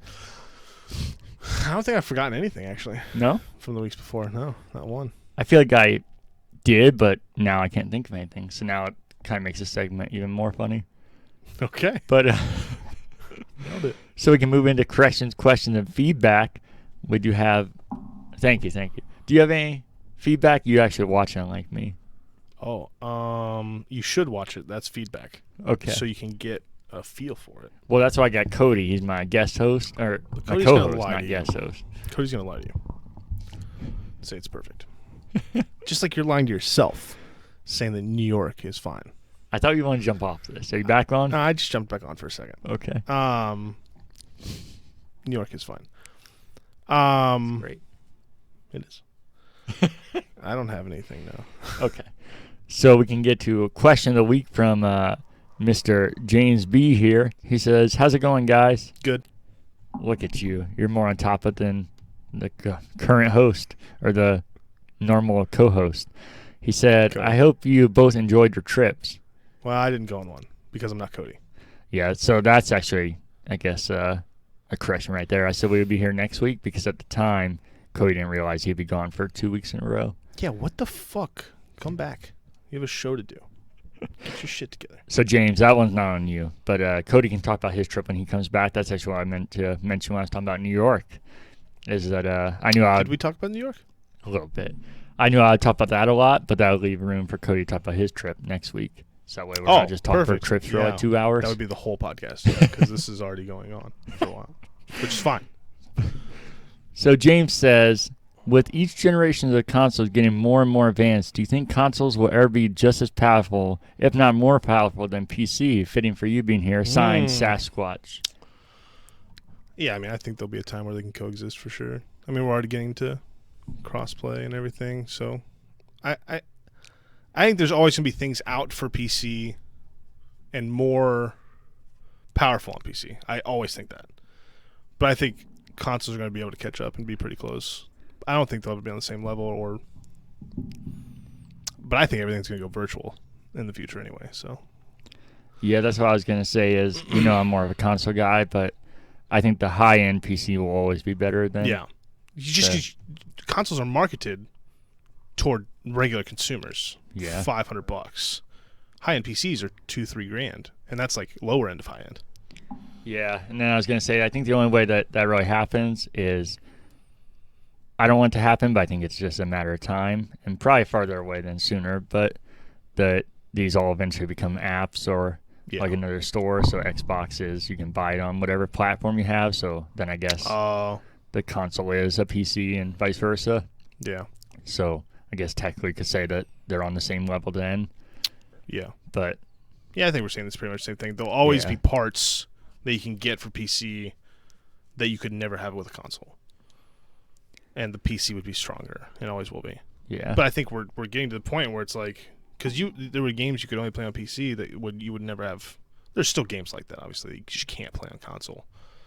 But crossplay becoming a thing. I mean, I think things are just going to start to. The more consoles get advanced, the more you can. I don't know. I mean, we're already at 4K, 60 hertz, whatever. Yeah. I think we'll get there eventually. But I think PCs will always be stronger. I hear you. There's just more options too of things to buy, more customizable. Different brands. Yeah. I'm sure that'll happen for consoles too. You can upgrade them and shit. It's already starting with storage. Yeah, definitely. So, I hope that answers the question. I think so. James, if you have a different opinion or even if you agree with us, you can let us know what you think about it. I think consoles will always be marketed to the regular consumer. Yeah. Just like you can go buy a $600 computer and it would run fine. Yeah. That's why I say I feel like the high-end PC is always getting better because, I think if you compare it to some PCs or even average PC, they're already in line, if not better. I think the new Xbox might be better than your PC. Yeah. But you have a PC from years ago. Yeah. But your PC's still awesome. It all depends. No, I hear you. So if you have any corrections, question, or feedback, you can send to currentbackloggers@gmail.com. And then, you ready for the news, buddy? Oh, God. Yep. There's a lot. There's a lot of news this week. Because we're kind of making up for 2 weeks, so some of these are a little bit older. Yeah, man, I'm ready. All right. Let's do it. Wet the old whistle here. How does he... So he just, starts reading it? He does. Oh, man. All right, so... in the news. And these are from the last few weeks, you said? Or a couple weeks? The last 2 weeks, yep. All right, so... First thing off the rip, we have PlayStation 5 sales numbers from IGN. The PlayStation 5 is the fastest-selling console in U.S. history by dollar sales. And that's the big thing that we talked about before the podcast. Because I was like, really? Just because they're hard to find. But I guess it makes sense. By dollar sign. But the second best-selling hardware platform in February 2021, with the Nintendo Switch continuing to lead the market. That makes sense. We went to buy a second one. We can't find them again. You were going to buy it before you got the 4K? No, but then I heard about the 4K. Oh. And then, so, they said, I also heard there's going to be a slight price increase. Of course. Yeah. I was expecting that. Why are you telling me that that's news? The NPD Group released its monthly report covering best-selling consoles, video games, and more for February 2021 in the U.S., and the Nintendo Switch leads the charge as the best-selling console for the month, and the PS5 is behind it in second. However, the PS5 did overtake a record previously held by the Switch when it became the fastest-selling console in U.S. history after the NPD Group tracked total dollar sales after 4 months in market. So that's pretty interesting. That is. Is that the end of it? I don't want to cut you off. Yeah, I cut off the rest. That smile. That's all the important part. That's okay. I'm just saying. Yeah, that's nuts. The reason I put in there, like you said, it is impressive and kind of interesting. Yeah. But I also was going to ask you, what do you think? Because there's a debate right now. Well, actually, not a debate. It seems to be pretty one-sided, but I think I feel a little differently. How many more do you think it would sell if it wasn't so hard to get? I think both would be selling like crazy right now. I think it would sell more, but I think everybody's saying how it would sell at least double because there's so much demand. I don't know if it would double. I think a lot of the demand is because there's none. Yeah, I think if you could just go in and get it, the desire. Yeah. So I think by default there'd be more because all of us people that are like thinking about getting it, we would get it. But I think you lose so many of the people are like, oh God, did you know you can't get a PS5? So I think it's actually, I think it's a lot less than people are thinking. I think you'd sell more because there is more, and you have the people that can't get them. I think it would die down so much faster. I think that's why the Wii worked so well. It was so hard to get for so long. I think it would die down, but I think sales would still be would go up a lot because there's people like me. I'm thinking if there would have been PS5s, I think I would have bought one by now, and I've been on the fence just because it was available, and I had the money. If someone does feel that the impulse buyers, I think I'm going to go get a PS5. There are people like that all the time. Can't do that right now. So I think if they're available, more would sell. That just makes sense. But I do think but that's not really happening with the Xbox. Like, I know it's still sold out and it's still selling, but you don't see the same thing with that. I just think that people, which is weird because I feel like the PlayStation 5, I don't know, maybe it's just my opinion, didn't blow me away as much as I feel like it should have. Oh yeah, Is that crazy? No, I don't think either of them are giving me any reason to. Especially switching to PC, I have literally no reason to have a console except for MLB The Show next month.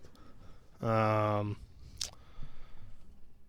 yeah, I don't know. I think there's a little bit of I can't have it, so I want it type of thing.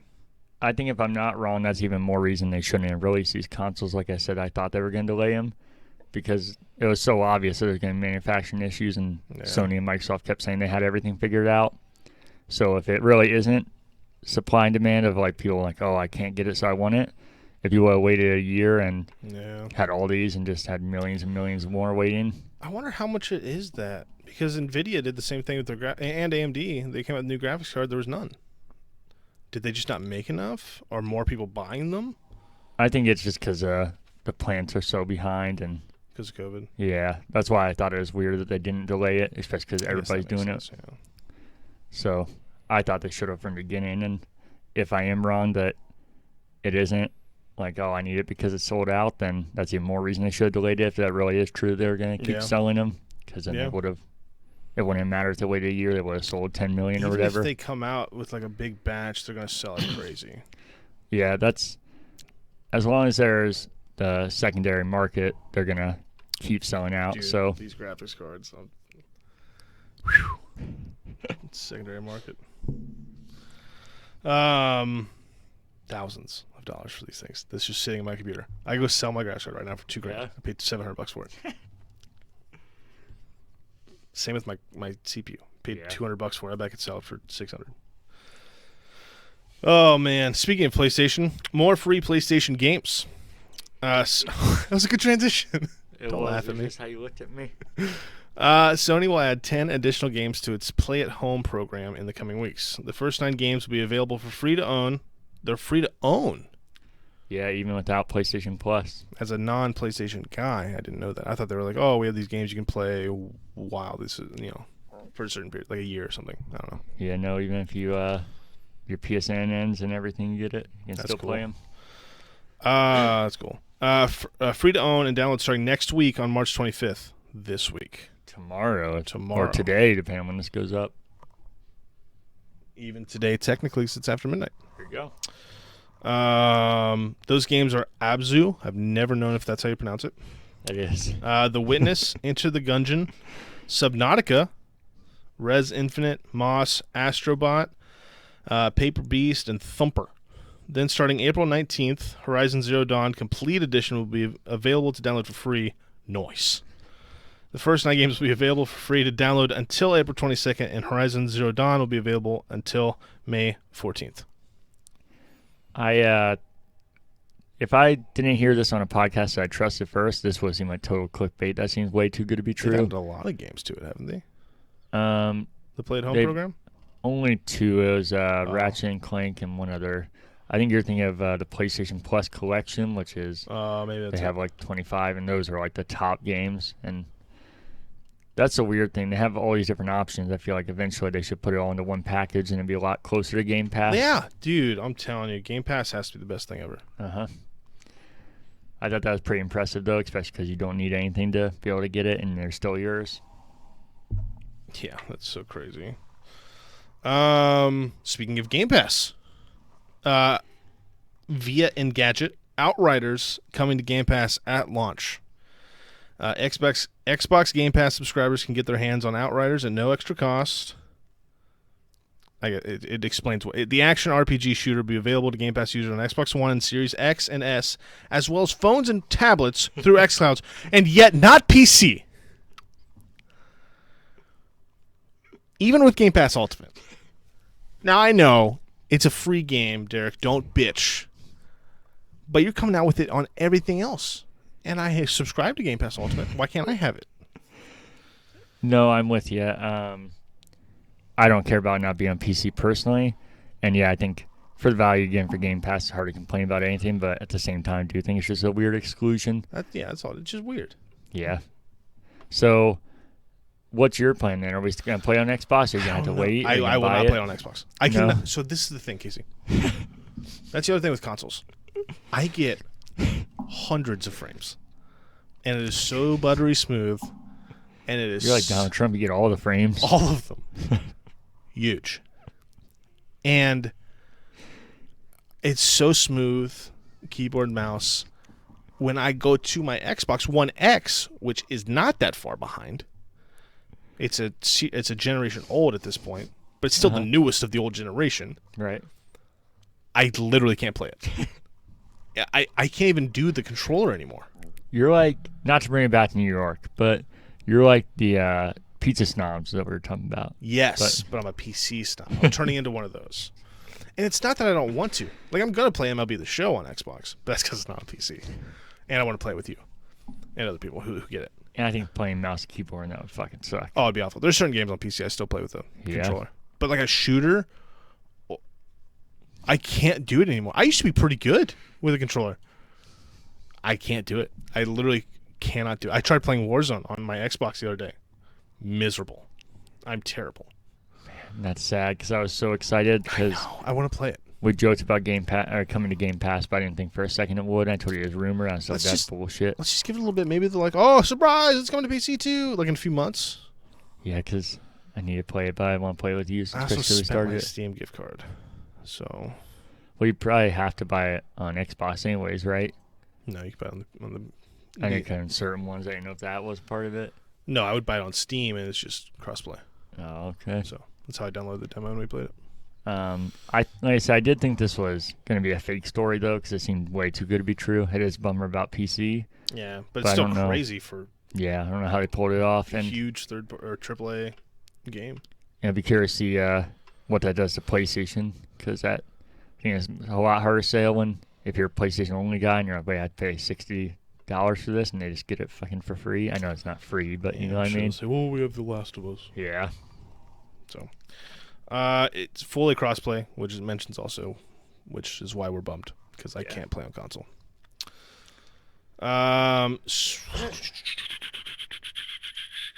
Okay, we're going to stick with the PlayStation stuff. Okay.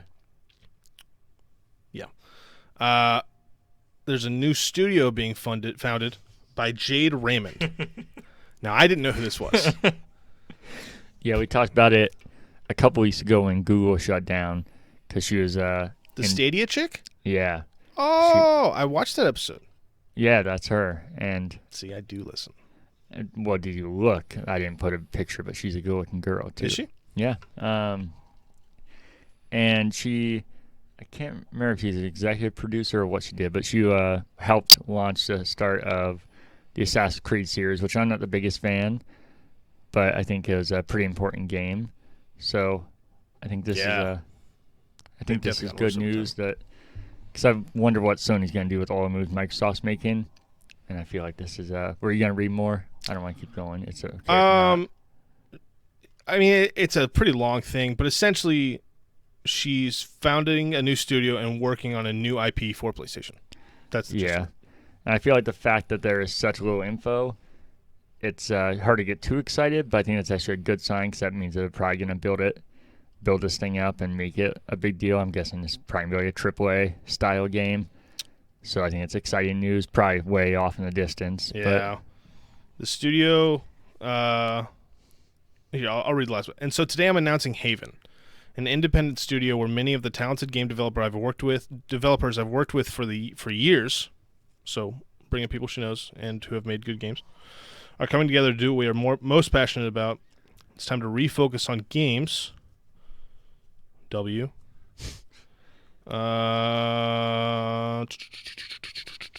Together, we want to create games together with PlayStation, that is, that are a haven for players, hence the name.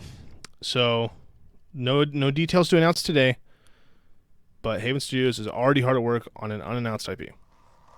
Exciting stuff, especially sequels are fun, especially if it's something you like. But I there's love not new enough. IPs. Yeah, I was gonna say there's not enough of those, especially from big studios or studios with a lot of talent. It'll probably be PlayStation only, and we'll get to play it. But a lot of PS5 stuff's doing PC stuff too, so we'll see. Were you Googling a picture of her? Is that what you're doing? I did see her, yes. What do you think? Good looking? Yeah. Yeah. Okay. She older? She probably is now. I think she was kind of young, younger when Assassin's Creed came out, but it's crazy to think about. Old. Which is nuts. No.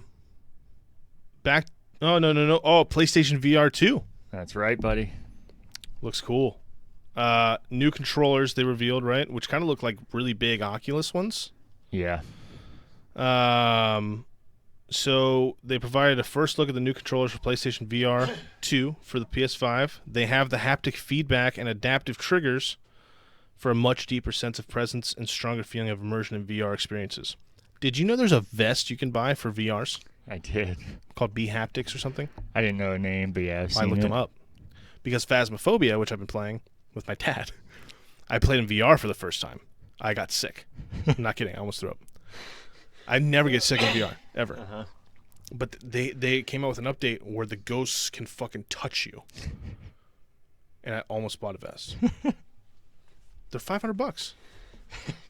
Which is like, $500, but it's like, $500 for Is it the kind of thing where it's only compatible with certain games though? Yes. And, but you can just update your game and make it work on it to make it compatible. You know what I mean? So and it has I think 40 different places you can touch. So I know the PlayStation I don't know if you listened to this episode, me and Cody talked about the 3D rudder. I don't know if you ever heard that. It's this weird thing you put underneath your feet and you can simulate walking. Yeah, dude. Which it's cool in theory, but then it's up to the games to support it. Yeah. Well, yeah, that too. So I feel like it's going to kind of just probably already has just die off, and then you spent $100 on something you can use on like 5 games or whatever. Yeah, that would be the big thing. But I know they do it with racing games, and that would be fucking. Yeah, you know what I mean, to feel like the hit and do. Anyway, so the trigger things, which I think are the coolest thing of the PlayStation 5, by the way. Yeah, I haven't even used them, but seeing people play like a shooter and it's like, and like, it looks fucking sweet. Yeah, or you can feel like Astrobot, the game that we mentioned earlier. I've heard that brought up a lot. You can like feel them walking through sand, or you can feel the difference in water. So yeah, I think that's so badass. Okay. So there's a lot more. Oh, okay. That's but what I thought. Well, I mean, they revealed on the PlayStation blog the new controllers ditch the old school PlayStation Move wand design. Thank God. For a more ergonomic set of peripherals that fit around the user's hands. The controllers are more like an orb shape that allows players to naturally fit without constraining the player's fingers. So yeah, it's like it literally goes in. There's like a fucking thing around it. It looks cool. Yeah. The orbs, They are just stripped right out of Oculus. It's a complete ripoff. Oh, for sure. But with normally I'd be like, that's kind of lame. But I think for a couple reasons that's good. I think like a controller, the more people stray away from a controller, the more it usually kind of messes with games and doesn't enhance it. Yeah. So I think it might seem like a ripoff because it is, but I think that's because those controllers are kind of becoming the standard for VR. Mm-hmm. So I think that's good. And I think Oculus ones. And I think that helps a lot with developers porting the games over because there'll be such a similarity. Oh, yeah. That makes sense. That, PlayStation Move, it's like a running joke with me. I love the PlayStation VR, but it's like a joke. I'm like, oh, is that coming to VR? PlayStation VR? Because I know it's not because the porting over is so ridiculous. So, I think that's a very smart move. I think the triggers, like you said, is really cool. I don't think I mentioned this when they announced the PSVR 2 the first time, but I said my biggest thing that I hope they would get rid of the Move controllers. As much as I love them, I think it's cool how long they've lasted. They're just so outdated. Yeah. And I don't think I mentioned that I hope that also means they get rid of the camera and have another form of tracking, which I don't know if you read that. It mentions in there that it's going to be kind of like the Oculus. The tracking's going to be done through the headset and the controllers, which is one of the reasons they made it at Orbs, they said, because it's going to track your hands to figure out where you are in the room. Oh, it actually doesn't say anything about that in here. Oh, okay. Because that's one of the biggest moves with PlayStation, or issues with PlayStation VR, is that you'll turn around and it'll get out of sync, or it'll just completely cut out because it's not a complete 360 view because you have to be facing the camera. So I think that's going to be a big improvement. Yeah, I know the big, like, expensive VRs, you have to have, like, things set up. Yeah. But no, in Oculus, they just have, like, a bunch of cameras in this thing. Yeah, I think that's what the PlayStation VR is going to be doing. They haven't showed too. They haven't shown the headset yet, but it said it's going to work with the headset and the controllers. Oh, okay. Yeah, that's probably what they're going to do. Do you think it's going to be backwards compatible with the old PlayStation VR games? I don't think so. Cody said he thinks it is, but if the text is different, I feel like... Yeah, but I feel like the tech was so simple for the old stuff that they could do it pretty easily. I hope so. I feel like people are assuming that, so maybe I'm just dead wrong. Yeah, I don't know why they wouldn't. I mean, what Move games are you, like, really itching that you need? Well, just any of the old PSVR games, not necessarily. Oh, yeah, for sure. Because a lot of PSVR games are also on Oculus and stuff like that. So I know the Iron Man one was on PlayStation for a little bit, and I know a lot of stuff you can do on PSVR is on computer. So yeah, I would imagine. Yeah. If anything, I would be more excited that more VR games from PC can come to, or from the Oculus. Definitely that. I was just curious. I'll probably have my old VR anyway, so I don't really care. It'd be convenient. I think so. But I think a lot of people would actually be upset about that. Yeah, I think they would. Sony's been doing a lot, apparently, in the past couple weeks. They have, yeah. I think... let's keep going with them. I feel like part of it's playing catch-up with the Xbox, but also these moves obviously have been in Xbox the works for a while, so I don't think it's completely reactionary, but I think that definitely has to do a little bit. Xbox is killing it. Yeah. If they buy Discord 2, which I think that's a spoiler for another... It is, but you're good. That'd be big. Oh, yeah. Discord could be used for so many cool things, and if Xbox can, like, get their hands on it with their money, it'd be pretty cool.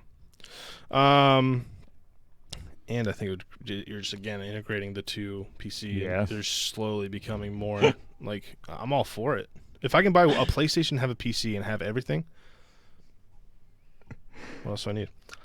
Sony has announced that it has acquired the Evolution Championship Series, better known as EVO, the world's largest fighting game tournament.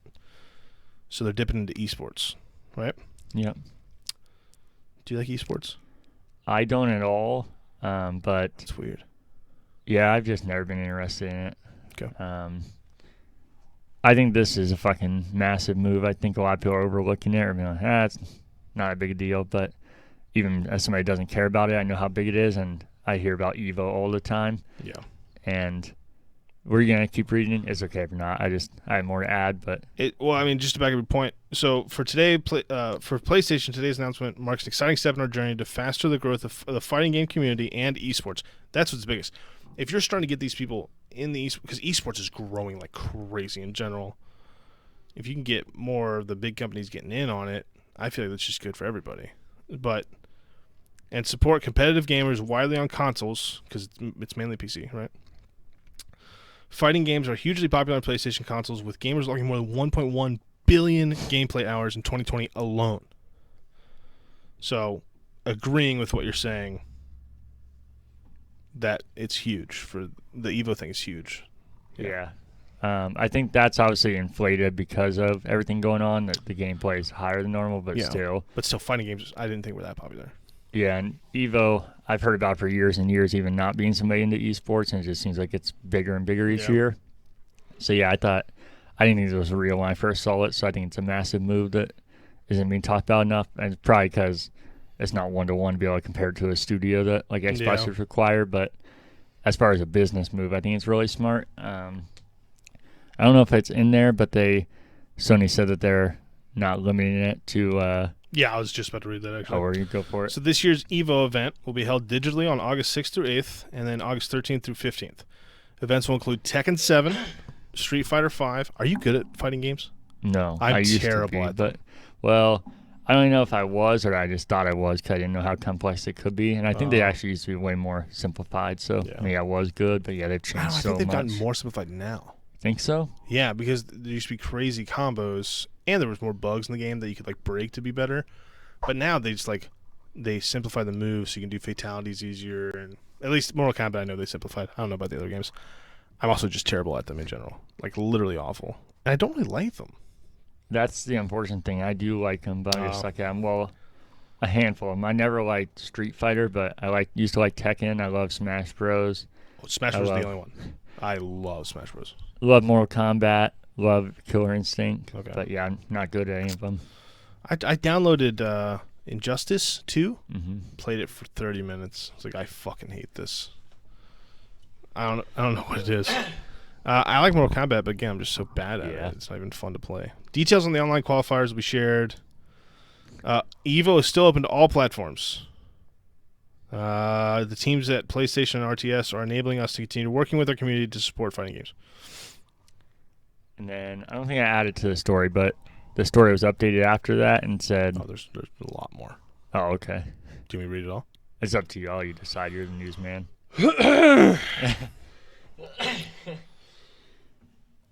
If you think it's worth reading, or if you think there's like a couple things that stick out. That's what I've been doing. Just doing like the big things that. 2020's online event was canceled by abuse allegations. This is in turn a part of a larger scandal that threatened to envelop the whole community. Yeah, I remember hearing about all that. I didn't hear about that. Nothing in here. I don't know what you were going to say, but I think that's the big points from that. Yeah, I know Nintendo updated or put out a statement, and they updated that story after that said that they are still going to partner with EVO and that Smash Bros. Will still be there, which I think just bolsters it for Sony, obviously. And you said Smash Bros. Will still be there? Yeah. It said they don't think it'll be there, doesn't it? I think they said that it's unclear. Though this doesn't concretely answer whether games from first-party developers like Nintendo Super Smash Bros. Will appear at future events. Yeah, and then they updated the story because Nintendo put out a statement that Smash Bros. Will still be there. It might not be on that, but yeah, they updated it, so I think that's another massive thing. There's definitely more. I'm trying to go get all the PlayStation stuff in. Yeah, but it doesn't really matter. That's a good idea, though. I thought about organizing it like that. But I don't care if you don't. No, I mean, it's going to take me a little bit in between things. PlayStation news, kind of. Last of Us show. Yep. The Last of Us on HBO will directly... Oh, so it's just more news about it from IGN. Mm-hmm. The Last of Us on HBO will directly lift dialogue from the original game, says executive producer Neil Druckmann. They will see episodes deviate greatly from the events we've previously played. That seems good. If you're doing a show about it, you probably shouldn't just rehash the same story. Yeah, I hope it's like The Walking Dead, where it's generally the same thing, but then you don't know exactly what to expect. Yeah. Same thing with Game of Thrones, but they took some bad liberties. The Last of Us is the first of several planned PlayStation adaptations into film and television, and with both Ellie and Joel's roles cast, good casts. Yeah, I think so too. I've never even played Last of Us, by the way. I've seen a lot of it, though. Yeah, it's right up your alley, so that sucks. I know. I just couldn't get into PlayStation for some reason. I can't get into single-player games. That's what I'm learning about myself. My fucking tiny peanut brain needs... That sucks so much. I know. So, like, multiplayer is the only thing I can play. It's weird. Or a thing that you go from, like, fight to... You know what I mean? Like even Battle Royales are different for me because I'm not sitting in a corner waiting to win the game. I'm going from fight to fight to fight because my little peanut brain can't sit still. Outriders is good, Destiny, because you're going from strike or from the strikes to nightfalls to fight. I need to do a raid. There's things I need to do. I can just go to them. There's not a lot of bullshit single player things happening, so it sucks. But I love Valhalla, Assassin's Creed. Can't play it. The last game I played that truly got me was Cyberpunk for some reason, and its mess. I couldn't stop playing it. No idea why. So maybe I just need the right game. Yeah. But, it looks like a game I'd love, Last of Us. But so we talked at length that season 1 of the show is going to be the first game. Noting that for him and Druckmann, that is, and Mason, the philosophical underpinnings of the story were the essential thing to get right about the adaptation. As far as the superficial things, like should a character wear the same plaid shirt and same red shirt, they might or might not appear in it. That's way less important to us than getting the core of who these people are and the core of their journey. So it sounds like they're starting from the base, and they'll work their way into some more liberties, which is good. And while Druckmann cannot, of course, reveal too much about the team's exact plans for how the series will play out in comparison to the game, he did explain that viewers will certainly recognize some dialogue and be surprised by large parts of the episodes.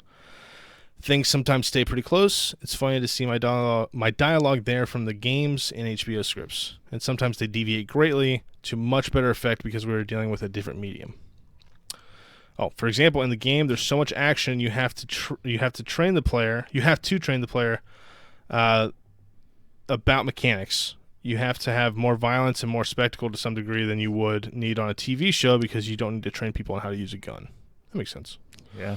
So that's something that's been really different, and HBO's been great in pushing us to move away from hardcore action and focus more on the drama of the character. Some of my favorite episodes so far have deviated greatly from the story, and I can't wait for people to see them. That's one of the things that people loved about Last of Us, right? Is that it wasn't necessarily the action, it was how incredible the characters were. Because everything I always hear is how incredible the characters are. Yeah. No, it's definitely a standout. The performance and the characters. Yeah. I just saw the first prosthetic test for the clicker, and it's awesome. It's so rad to see this thing come to physical life. I don't know if you've seen the pictures of the clicker, but I'll look it up. Isn't that a remote? You're a funny guy. But he's really cool, but picturing it in what that'd be in real life is fucking terrifying. So I can't imagine how cool that would look. Oh. And I don't know if you ever... Think? Yeah. Did you ever hear about their idea, how they came up with The Last of Us? No. They were watching Planet Earth, and this is a real thing in real life. There's this ant that can... it's a parasite, so it can take over things' bodies, and then it controls the body, and the thing inside of it is dead, but it can still move the body around and control it.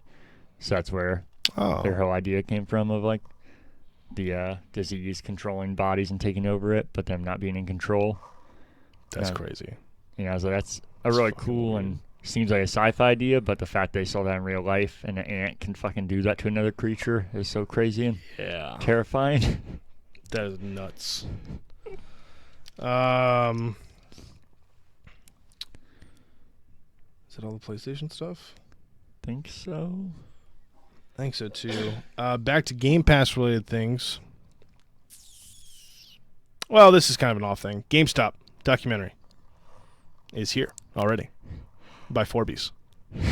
Forbes. Oh, sorry. I told you before we started this. Oh, sorry. I'm an idiot. So the documentary about the stocks is out on Hulu. Me and Ryan talked about this a few weeks ago when there was all the stories about like 10 different ones being in the works or whatever. But I didn't know that one was already out. You just said the same thing. Like, wait, it's out now? Yeah. I was like, yeah, I guess so. It's called GameStop on Hulu. And you're going to watch it and give us feedback, right? I will watch it. I think it's going to go one or two ways. It's either really interesting or they rushed it way too fast because it seems way too done too fast, but maybe they're just on it. Fuck it, dude. Make the money now while it's still hot. Yeah. Strike while the Iron's still hot. iron's still hot. Yeah. Yep. That was close. Or we'll do more game stuff and there's some movie stuff. So back to Game Pass. I think the rest is Xbox related. EA Play now available on Game Pass for PC and Ultimate members. Yeah, most put this in here for you. It's so buggy, unfortunately. So I'm going to read this first little bit and I'll tell you what about. I can't download. I tried to download Dead Space and play it. Couldn't. Huh. Also, half the games are missing. They said they're working on bringing them out still. It is in beta, so. Yeah. So, Electronic Arts is excited about the next milestone, our ongoing commitment to give players more choice on how to access the games and in-game benefits they love. Since November, EA Play has been available to all Xbox Game Pass. I'm so sorry for slurring. Oh, it's way better than I do. And you haven't went to Vietnam land like Ryan gets into. So it's been on Xbox for a while. So now it's coming to PC. So through the EA Desktop app, our next-generation PC platform that's currently in open beta, and the Xbox app for Windows 10, members will receive access to EA Play. So it has the same benefits. This is just me going off what I know. It has the same benefits as EA Play on the Xbox, where there's a little discount if you buy in-game things. There's discounts if you buy the full game. Yeah. But there's EA Play and there's EA Play Pro. So in the games, there's more games on Pro, obviously, and that's $15 a month. It's buggy as shit. So EA, people have opinions on EA. They came out with another buggy mess. It's a desktop app. It is in beta, so whatever. But I'm telling you, dude, it crashes. It freezes up. It'll say you've downloaded a game, and it's just not there. And this isn't my PC. I've tried this multiple times. I've downloaded a game, Dead Space, went to play it, game's not installed. Can't find it. Go back to install it, it'll say, installing, 0%, and stay there for days. So I haven't gotten it to work yet. Also, FIFA isn't on it. FIFA 21 isn't. I heard it. Madden is. FIFA 20. Oh my god, FIFA 20 is on it. That's the thing I was really excited about was FIFA. Fallen Orders, yeah, that's what it's called. Yeah, Jedi Fallen Order. That's on there for EA Play, not EA Play Pro.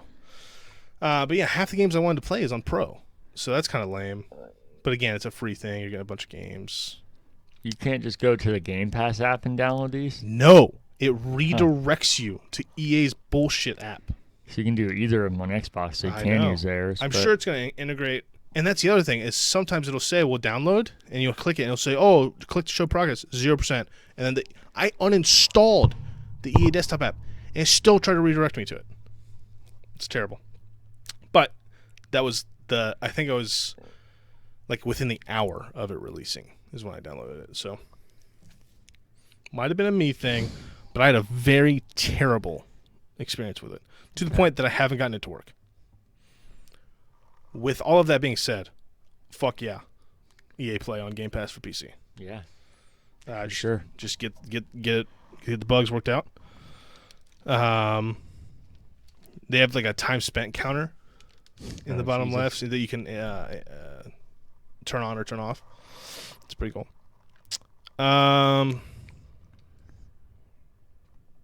Yeah, the EA desktop app is brand new and still in beta, and will need help from the community as we work to make it smarter, faster, and easier to use. It's none of those things.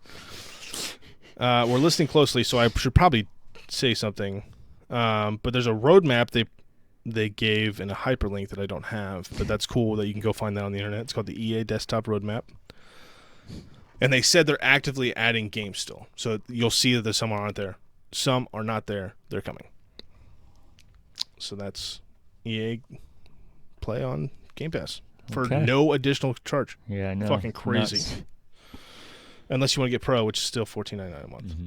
But I don't think it's worth it. Oh, and you also still get the 10-hour trials and shit too of the new games. Yeah, it's all the same stuff. Xbox Live is no more. It's gone. No more online. That's it. Next story.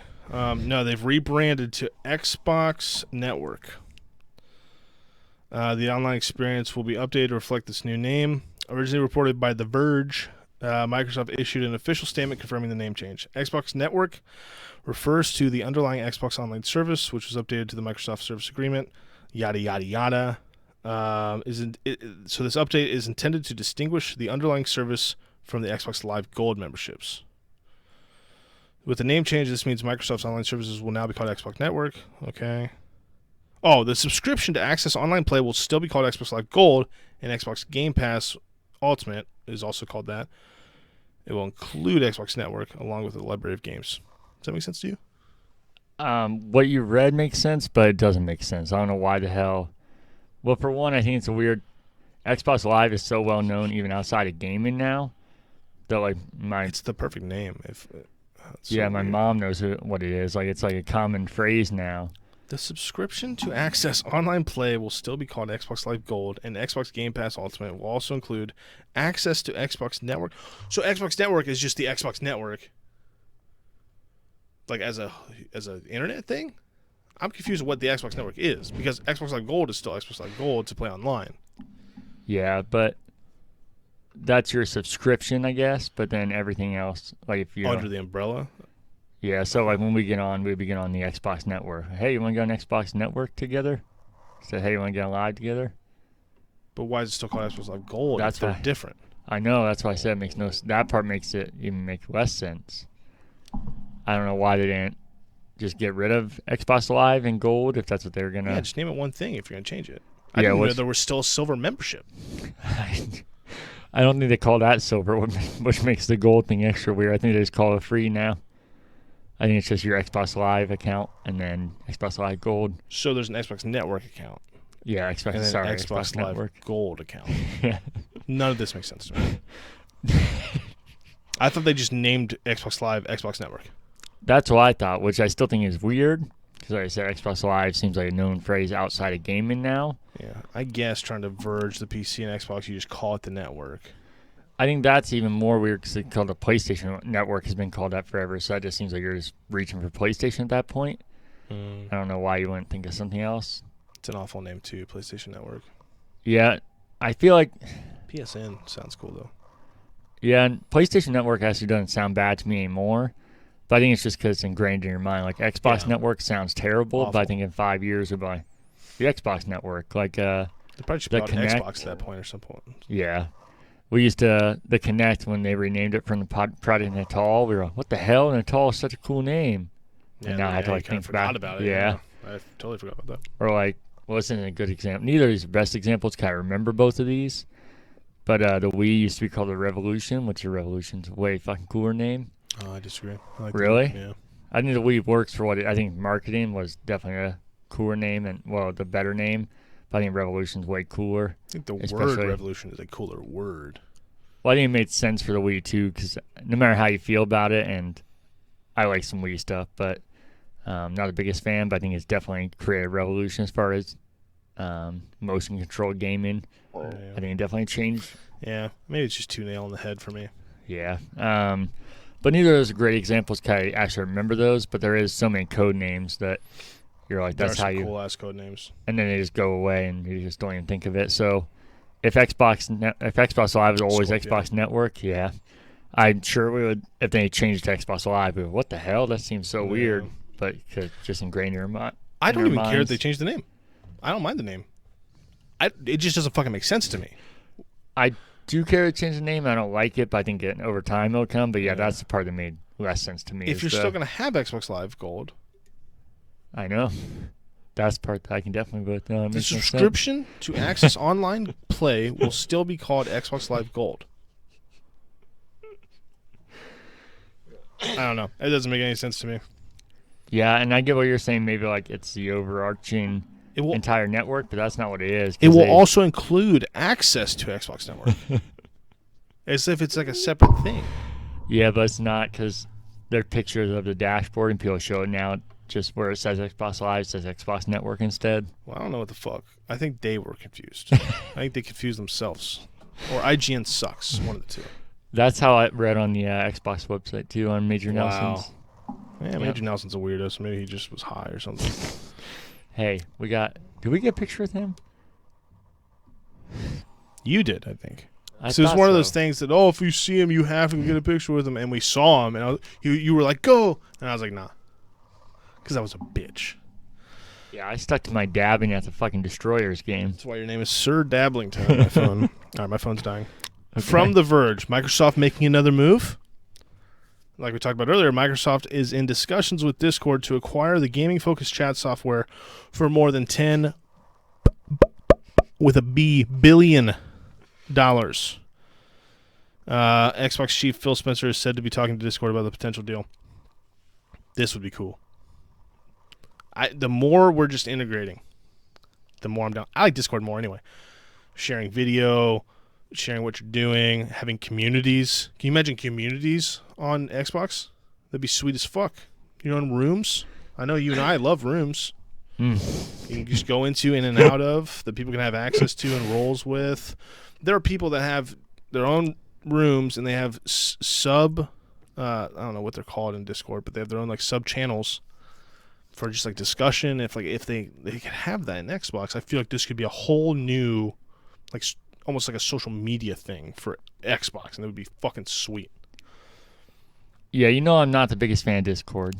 It's because you've had bad experiences. Countless of them, no, unfortunately. But you also just have bad experiences with computers. And we also don't talk about rumors a lot on here, but the more these Xbox Ones comes up and from the same sources, the more they seem to be true. And if it does fall through, it doesn't happen. It seems like this is true that it's potentially happening. So that's why I put it in here. And this one just seems to make sense. The amount of money is fucking crazy, but it says in there that... I was just about to read it. Discord has about 140 million monthly users, which makes sense, and made $130 million in revenue last year. Though the company isn't yet profitable, its last valuation was $7 billion after a funding round in December generated $100 million.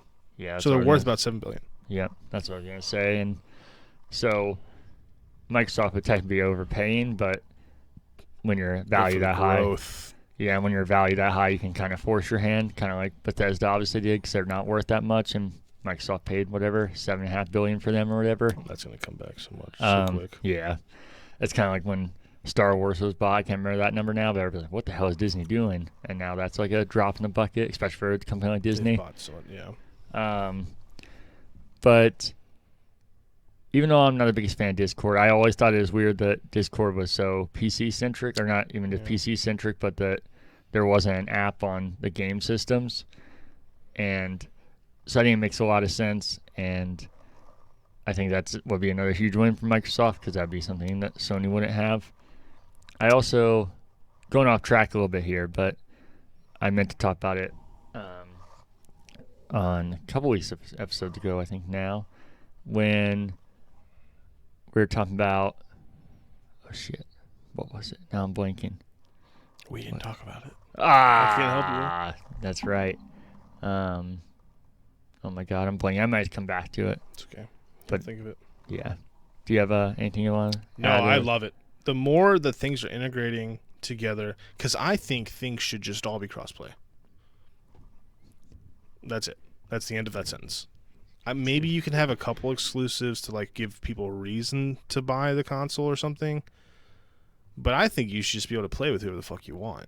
Like there shouldn't be these. And I know people disagree with that pretty strongly. But like I'm just like, I have friends. I just want more friends, more people to play with. And that's what gaming. It's why I love gaming. It's why I love online gaming specifically. Is just that I can game with whoever, and I think the more that we're opening up that world, the better it is. Yeah, so I think. I think Discord good. and Xbox. I think that being open more to more people would bring more people together, and I know the crossplay thing is coming too. So I'm just excited that it seems like, I know it's probably not all going to be crossplay. It might be. I don't know. I just like where we're going. No, I disagree with you quite a bit on that. Yeah, but I don't think. You said a lot of people do. I think definitely I'm in the minority on that. I'm not alone, but I think most people want that. Yeah. And it's not that I want to keep people out. It's that I think that creates better business to have more competition and to have. It's not like, oh, they got an exclusive, now they don't get it because I like buying every console anyway. So, but that is definitely a minority. Not everybody can do that. Oh, I know, but and I couldn't. I used to not be able to do that, but I wasn't like, well, now I was never a fanboy. I wasn't like, well, Xbox is the best because I didn't get my PlayStation, and Yeah. I should get this game because they didn't. I know everybody can't do that, but I used to be in that boat, and I was just like, well, that sucks. I didn't get it. The point that I was gonna say, it's back to me now, is when we were talking about me and you, we were talking about the Bethesda sale. You weren't here. I'm joking. Oh, I was like, I was going off what you said, and I was talking about how I was surprised because Microsoft's strategy is being seen to be so opposite of exclusives that I thought they'll let everything come to PlayStation still, and it seems to not be that way. yeah. Like I said, I still feel like they're calling exclusives, but they've done this a lot where, like Tomb Raider, they insisted it was exclusive, but it was a timed exclusive for a year, but they wouldn't admit it. So I think that's more than likely what it's going to be, and I'm not. I said I want to be wrong because I want them to lock down exclusives, so I have no reason to defend that because I hope I'm wrong, but I just kind of feel like that's opposite of their strategy the past 5 Xbox? years. Yeah. Yeah, and I think it's great. So I think it'd be weird if they didn't now. Yeah. But what I didn't mention and what I think is happening, and I think in Phil Spencer's comment you could see it, he said how those games will be available wherever Game Pass is. I think their goal is what I thought to get it to the platforms, but I think they're trying to force Sony's hand because it's a known thing that they said they want Game Pass on PlayStation and Nintendo. You gotta get it. So I think him saying that is like, hey, your fans know that if you have Game Pass, then you'll get these games. So that's your fault that you don't have these games. So I think he's trying to force the hand to be like, well, I'm trying to give them these games. They don't want them. Yeah, and then obviously help Microsoft business because he knows he's not just being a good guy, but he knows that means Game Pass is on PlayStation. They're getting money from it. Yeah. There's just more into what I'm excited about. So I want more people to have more shit. I'm excited. Discord is a good start, but I think the potential of Discord, just with the rooms and the chats and the things that you can do in Discord, just seems so helpful. There are little communities in there that just have it's like a subreddit, just little communities of people helping each other with shit. It's crazy awesome. It's also nuts to think Microsoft. I know Skype has is not what it once was, but Microsoft bought them, and then they're buying the next Skype. Yeah, and just controlling it. Discord's such a huge thing with gamers too. Like they'll just open up. Oh, it's crazy. From Polygon, another delay. I'm reading them how you have them. Gotham Knights, the upcoming title by Warner Bros. Games Montreal, has been delayed into 2022. The game is supposed to come out this year. In a statement posted on Twitter, the development team explains that it wants to give the game more time to deliver the best possible experience to players. You sad about that? I wasn't that excited for Gotham Knights, I'm going to be honest with you. I'm excited, but not. That's not one I'm like. If it was a new straight-up Arkham game, I'd be pissed. But Gotham Knights kind of looks mad at me. Yeah, I think it's going to be good, but I'm not that worried. I'm not that bummed about being delayed. I just am more worried about just every game getting delayed. When this year is going to be fucking blank. And Halo, I don't think it's going to happen. I predict if this all Halo gets along, fucking delayed, I don't know what I'm going to do. Yeah, I predicted fall even when it wasn't supposed to come out fall of this year, so I'm still sticking by that. But if it gets delayed, I can't handle that. I'm saying Christmas time. Well, I think like November is still fall, so like that area. I'll be sad. I'll be really sad. Yeah, that's one I can't handle. Even all these other ones getting delayed sucks because I just don't know what's coming out this year. And then I feel like next year is going to be too much, just everything coming out if all this stuff really comes out that year because all this stuff's getting delayed till next year. Yeah, the other things I've been really bummed about is Halo got delayed last year, so that bummed me out. And then my Harry Potter game got delayed, which I'm worried that's going to go into hell. The think so? Development hell. I'm worried it will. I don't know if I don't know. That seems like one of those games where the talk and the desire is there, but like I could see that game. I could see being like, oh yeah, Hogwarts Legacy just kind of fell by the wayside. Like I don't know if the demand is as high as. I don't know. I could see that game if it gets delayed another time being like, Well, yeah, if it gets delayed again, I think that would be questionable because they delayed it. It wasn't like they delayed a couple months. They said next year, so that's an entire more year. So I But think they that haven't would, released like anything on it, and that worries me a little bit. yeah, I could just see it happening. You know what I mean? I got you. I don't want it to because I think that's a game I've been excited for since there was a rumor about it 7 years ago, Yeah, and I've been holding on to that. I shit my pants when it was announced, literally. oh, But yeah, Halo and that. But yeah, this year's gonna be weird. The show's coming to Xbox. That's sweet as fuck. And there's a new Call of Duty, of course, coming out. But I hear it's World War II. That's news, rumor. Next Call of Duty is gonna be World War II. It's not on here, but I'm just telling you that. gotcha. But other than that, I don't really know games I'm excited for that are coming out this year. Personally. More movie news. No, we didn't talk about movies. We talked about Gotham Knights. Movie news. WB, Warner Bros. We talked about Warner Bros. That was going to be my segment. Damn it. Warner Bros. Will return to theater-only releases with their 2022 films after inking a deal with Regal Cinemas to shorten the theatrical exclusivity window. Period. Late in 2020, WB announced that their entire 2021 slate would be hitting theaters and HBO Max. Awesome. HBO Max seems like it's going to be a good deal. I haven't pulled the trigger yet, but it seems like it's going to be awesome.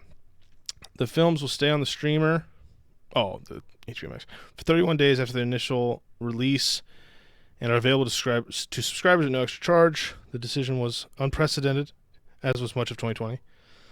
So yeah,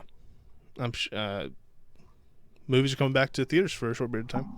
Yeah, not starting until next year, but I'm really excited about that because you also said they're delaying or they're going 30 days after it'll be on HBO Max still. Yep. It used to be typically 90 days, they said. Yeah. So I think that's a perfect middle ground. And because I think it's weird, everybody's talking about they're amplifying the numbers about how much people have watched streaming and everything. But again, just like we talked about with games. There's no fucking way that's amplified. They have to be watching it that much, right? Well, no, they are, but I'm saying it's definitely amplified right now because everybody's at home doing nothing. I'm agreeing with you. Yeah. I thought you said they're inflating their numbers. No, I think they are inflated. Yeah. Because there's so many people watching movies online. So I think that's a really skewed stat to just show that movie theaters are dying and that streaming's the only way. I think obviously it's growing, and I think we're going into it. You think so? Yeah. I think the only chance that happens if they struggle so much from being out of business for. I don't think theaters are going out of business or anything. I think we're going to be streaming focused. I don't know, especially when this did happen. I don't know if you heard about all the fight back from like top producers and filmmakers and everything, and actors and actors. Yeah, everyone hates it. Yeah, so they don't make money. Yeah, and that's what everybody's argument has been, that they would support that because they love streaming. Director Patty Jenkins and its star Gal Gadot both scored significant compensatory plans that would make up for the lack of box office take. So they're already putting it into effect with making more money via streaming.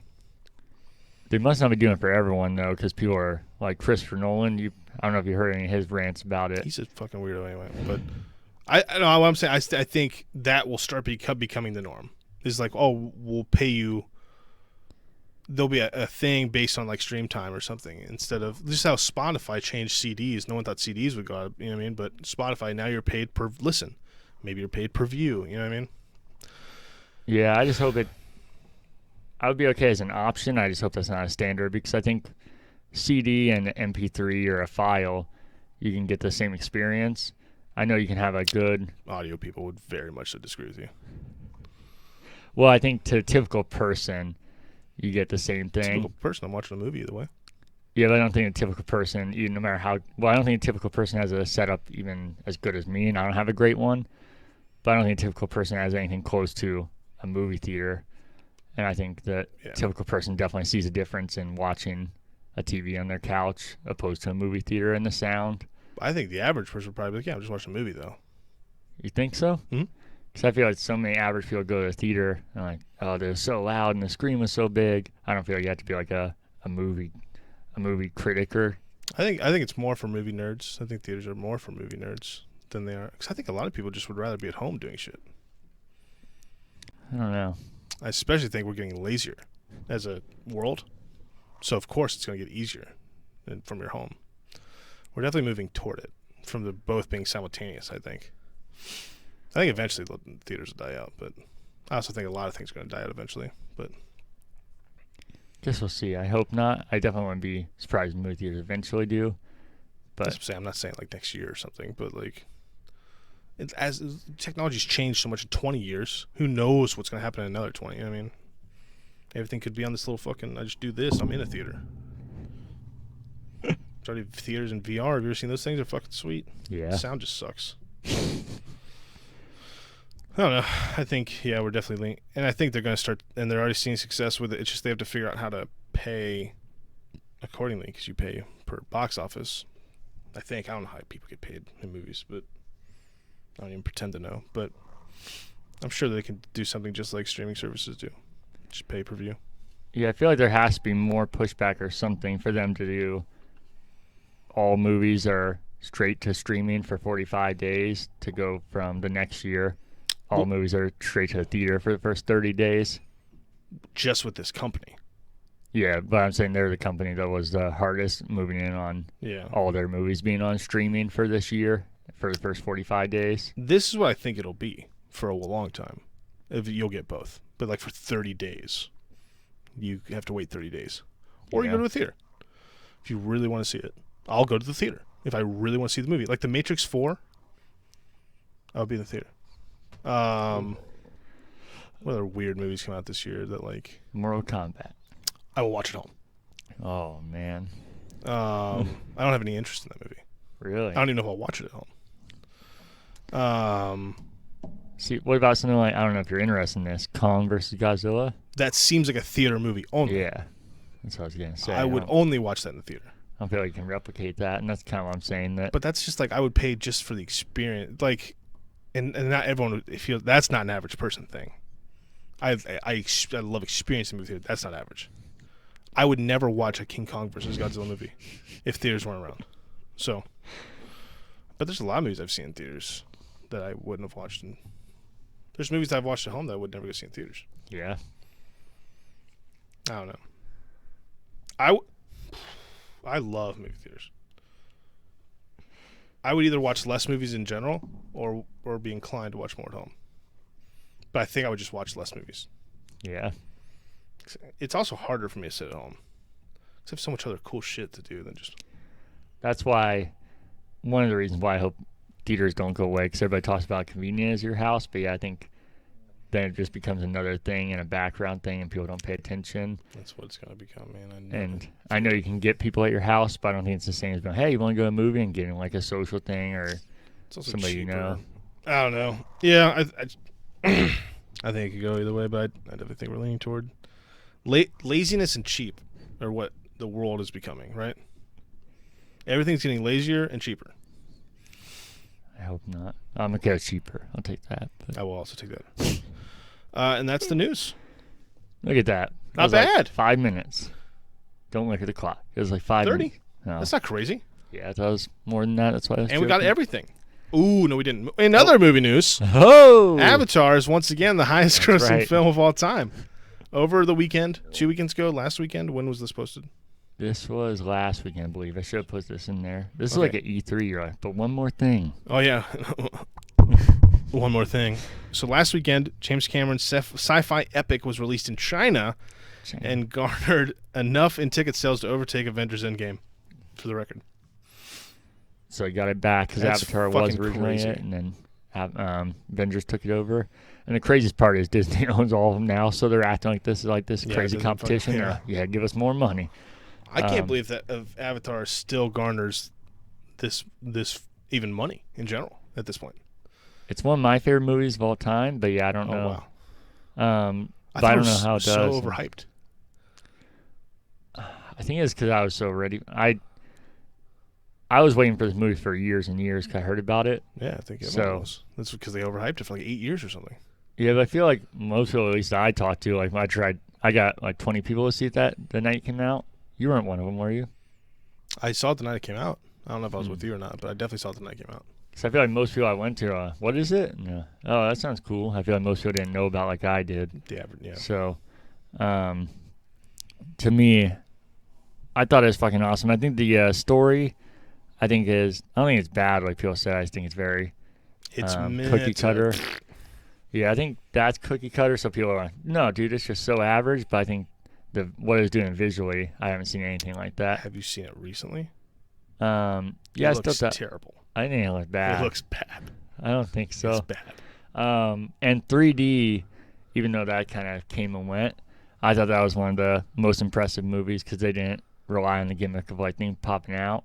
They used more as a depth thing. Oh man, I hate 3D. I won't see any movie in 3D ever. They did really smart because it was just a depth thing, so you'd like see stuff better in the distance, or like when they had kick stuff up, you'd see it kind of a little bit. Yeah, it wasn't like, hey, I'm flying at your face and I'm coming out at you.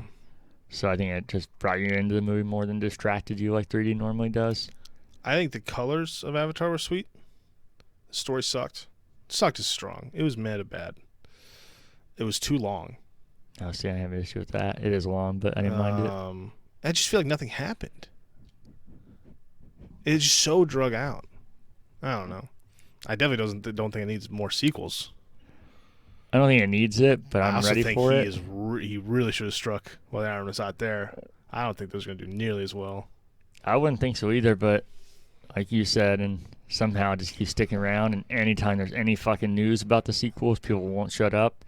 And even with it being one of my favorite movies, I just ignore it because it's like the first one now. I'm like, they've changed it like 12 times. Yeah. I don't know what it is right now. Probably next year. Yeah, I don't know. It was over. Maybe it was just because it was talked about a lot leading up to it, and this great epic, and it was visually cool back then. It is not visually very cool now. The colors are still sweet, and the chick was hot, the blue chick. But other than that, it was pretty. I guess I'll give it to you back in when it came out. It was like pretty visually crazy. I bought it on Blu-ray because I knew it'd be good to watch on Blu-ray. But that's when Blu-rays were like first coming out. Well, new for me, I guess. That is the news. Bam. So that takes us to media pickups, which I do not have any. Like I said, I did buy stuff from the Nintendo store, but it was clothing. I don't think I actually have any media. And I've only bought a few clothing things, so I'm not even sure if it's worth doing a video for me. I can post some pictures here or something. But what about you? So I've never been on the show. Yes. So I have a lot of media pickups. I'm not going to name them all. Oh, dang. Yeah. Recently, and they aren't very fun, I bought the Mario 3D All-Stars because in theory it's not being sold anymore. Yeah, 6 days, right? That's what they say. We'll see about that. Until they're out of print or whatever, right? Hopefully that's true because I bought one. My wife is playing them for the first time. No way. In any of them. So that's fun. I bought AO Tennis 2 to play with my dad. It's good. It's a fun game. I bought it with your gift card. Were you ever a virtual tennis guy? Yes, it's similar. I love virtual tennis. Yeah. AO Tennis is pretty similar. It's only $19. It's pretty fucking fun. You can play doubles online. Is there people online? Yeah. Oh yeah. Is there? Yeah. I said that as if there's millions. There's a few. You can fill up a game. Are they all the best then? No, me and my dad won. Yeah. We played each other too. It was pretty fun. Kicked his ass. I take no mercy. I feel like I should. I think that's pretty much it. I bought a sound bar. That's kind of media with some surround. Yeah, sound bars where it's at. That's pretty much it. Okay. I bought Tenet. I still haven't watched it. Yeah, you already said you played with your dad. Tenet, the movie. No, I know. Oh, you haven't seen it in general? No. I like Christopher Nolan, so I feel like owning it would be fine. But yeah, I've actually. So yeah, I've never been on the show. I've actually had it since Christmas. So, but that's like the most recent movie I've bought, I think. I gotcha. And I didn't even buy it. Also, I did physically pick it up though. There you go. That's it though. I think tennis. It's 3D All-Stars. I don't really buy games, but I will be pre-ordering MLB The Show. There we go. Like I said, I don't have any media pickups, so we can get a. What have you been playing? Warzone. A lot of Warzone. Yeah, I don't know if we talked about this podcast has been on so long. I don't know if we talked about beginner or not. The struggles you had, but you've come to realizations, unlike some I think of we the. talked about it a little bit. Yeah. Okay. Yeah, I have an issue. So I had an issue with it. Mm-hmm. I stopped playing in like October. It always happens like this. Um, Think you're clean and then come back. But your brother started playing it, and we started playing together, and we've played almost daily for a few weeks.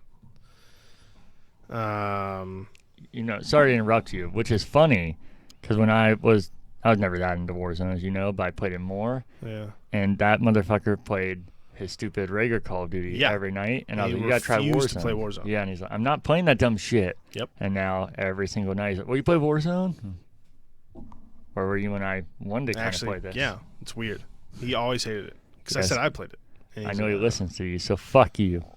But we've been playing a lot, and it's been fun. I've been getting a little competitive lately.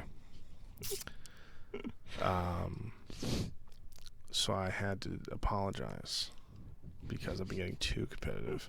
This happens to me with games. Yeah, I've noticed that before.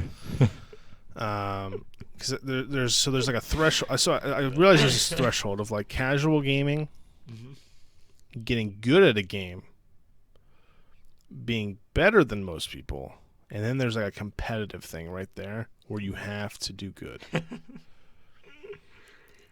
I don't have it in a lot of things. I have it in Madden because I think I'm pretty above average, so I get pretty fucking competitive with it because I think I should be winning every game.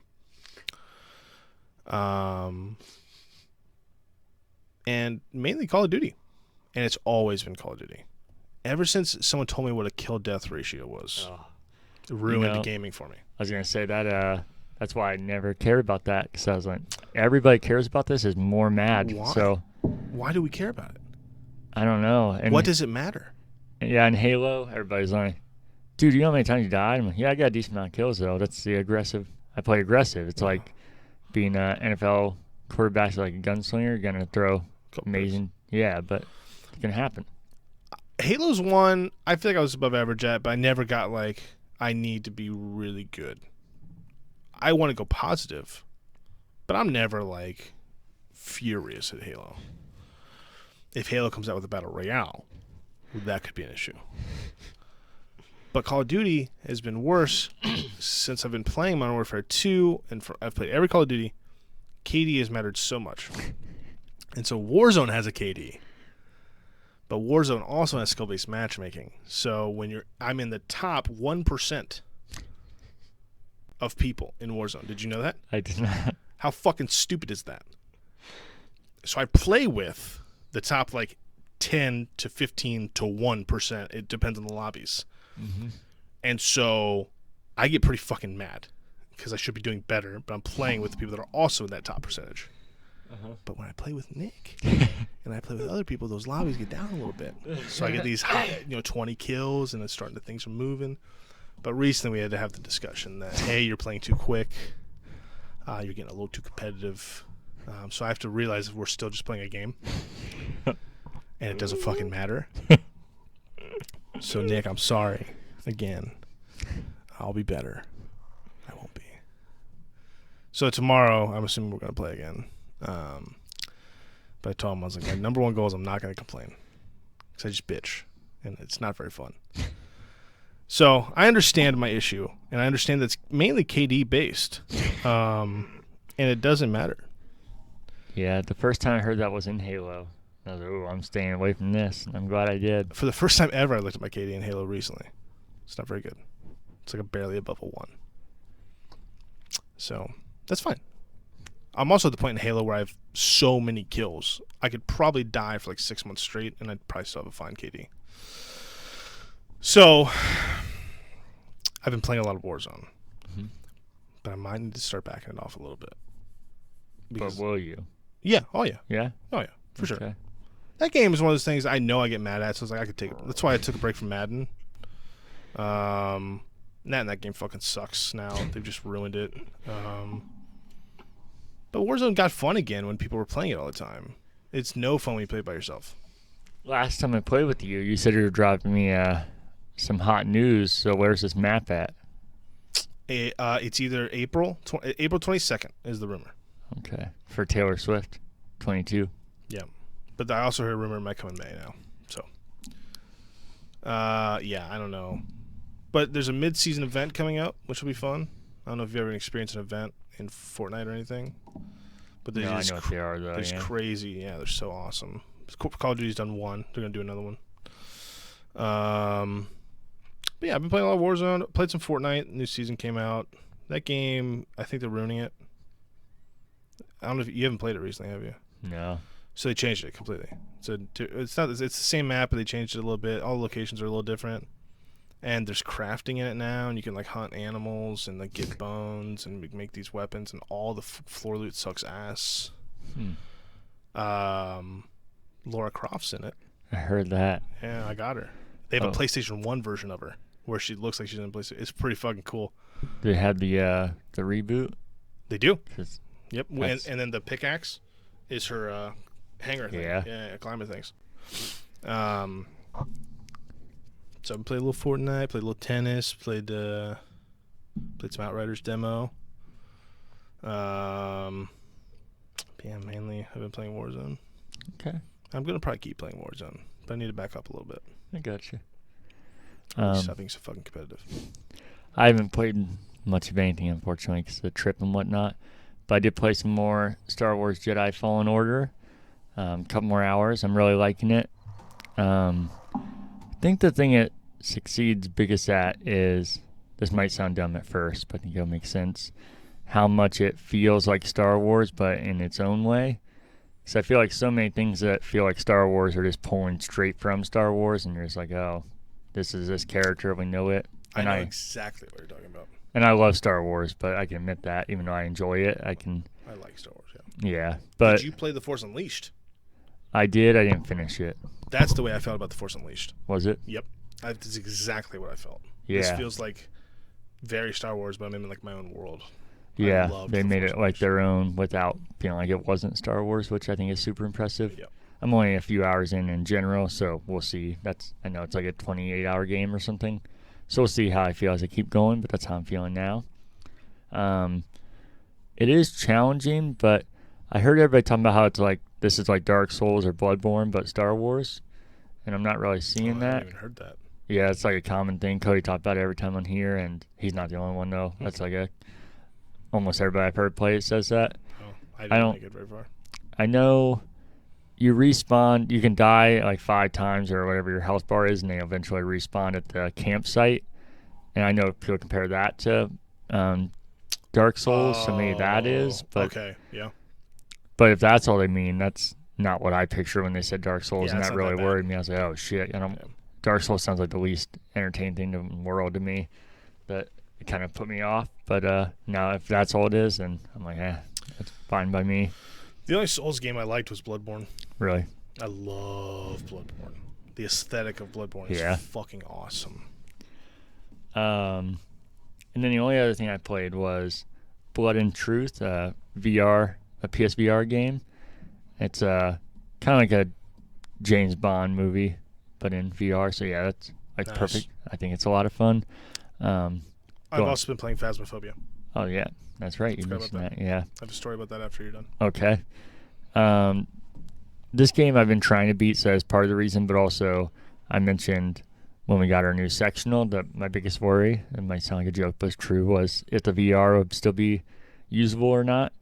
And different VR games, especially with PSVR and the restraints we talked about earlier with it, play differently. So doesn't mean every game's gonna work, but this one worked just as good as having the old couch. So that's good news. But like I said, every game plays so differently that we'll see if that holds true or not. But that's actually all I've been playing. So if you like tell your story, go for it.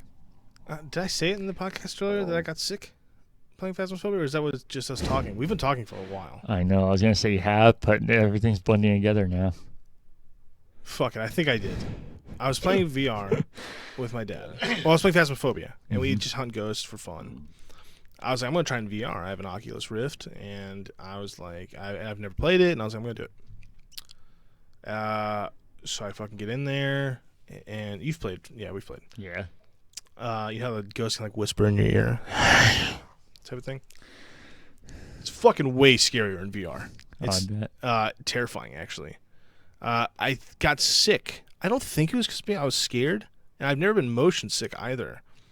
But you guy moves so fast, it feels like you're on one of those, in the airports, they have those conveyor belt things. Uh-huh. It felt like you're on one of those walking. And but the one part where I got really sick was my dad died. And I was going in to get my stuff because you lose all your stuff or you lose money. And I went and grabbed it, and I heard in my fucking ear. And it scared the shit out of me. And you have to run and hide in a room with the door closed. And you have to physically open a door and close it with the VR thing. And I was like fumbling because I was really scared. And I was literally in the corner of my room with my VR headset on, like this.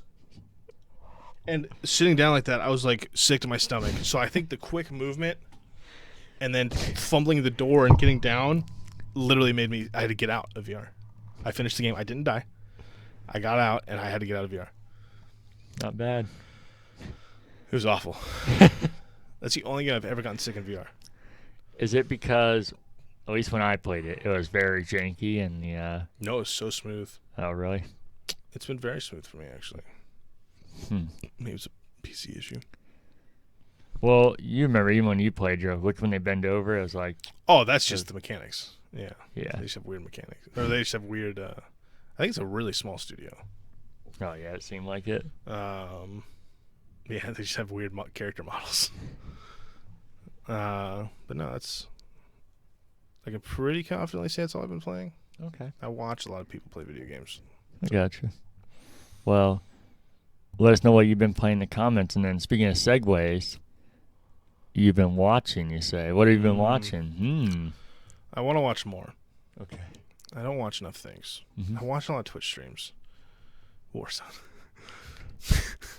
The only thing I watch is Warzone. I'm going to be honest with you. That's how I get better at games. I used to only watch Fortnite. I got to go to Fortnite just by watching it and playing it some. But Warzone, you learn a lot. So I watch Warzone streams.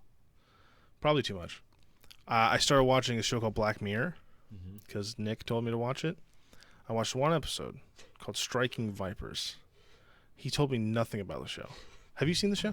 No, but I know what it is. Oh, do you? Yeah. Well, for the people that don't. And this is what I want to talk about with VR earlier. I think I mentioned that either during this or before this. It's two people, two dudes.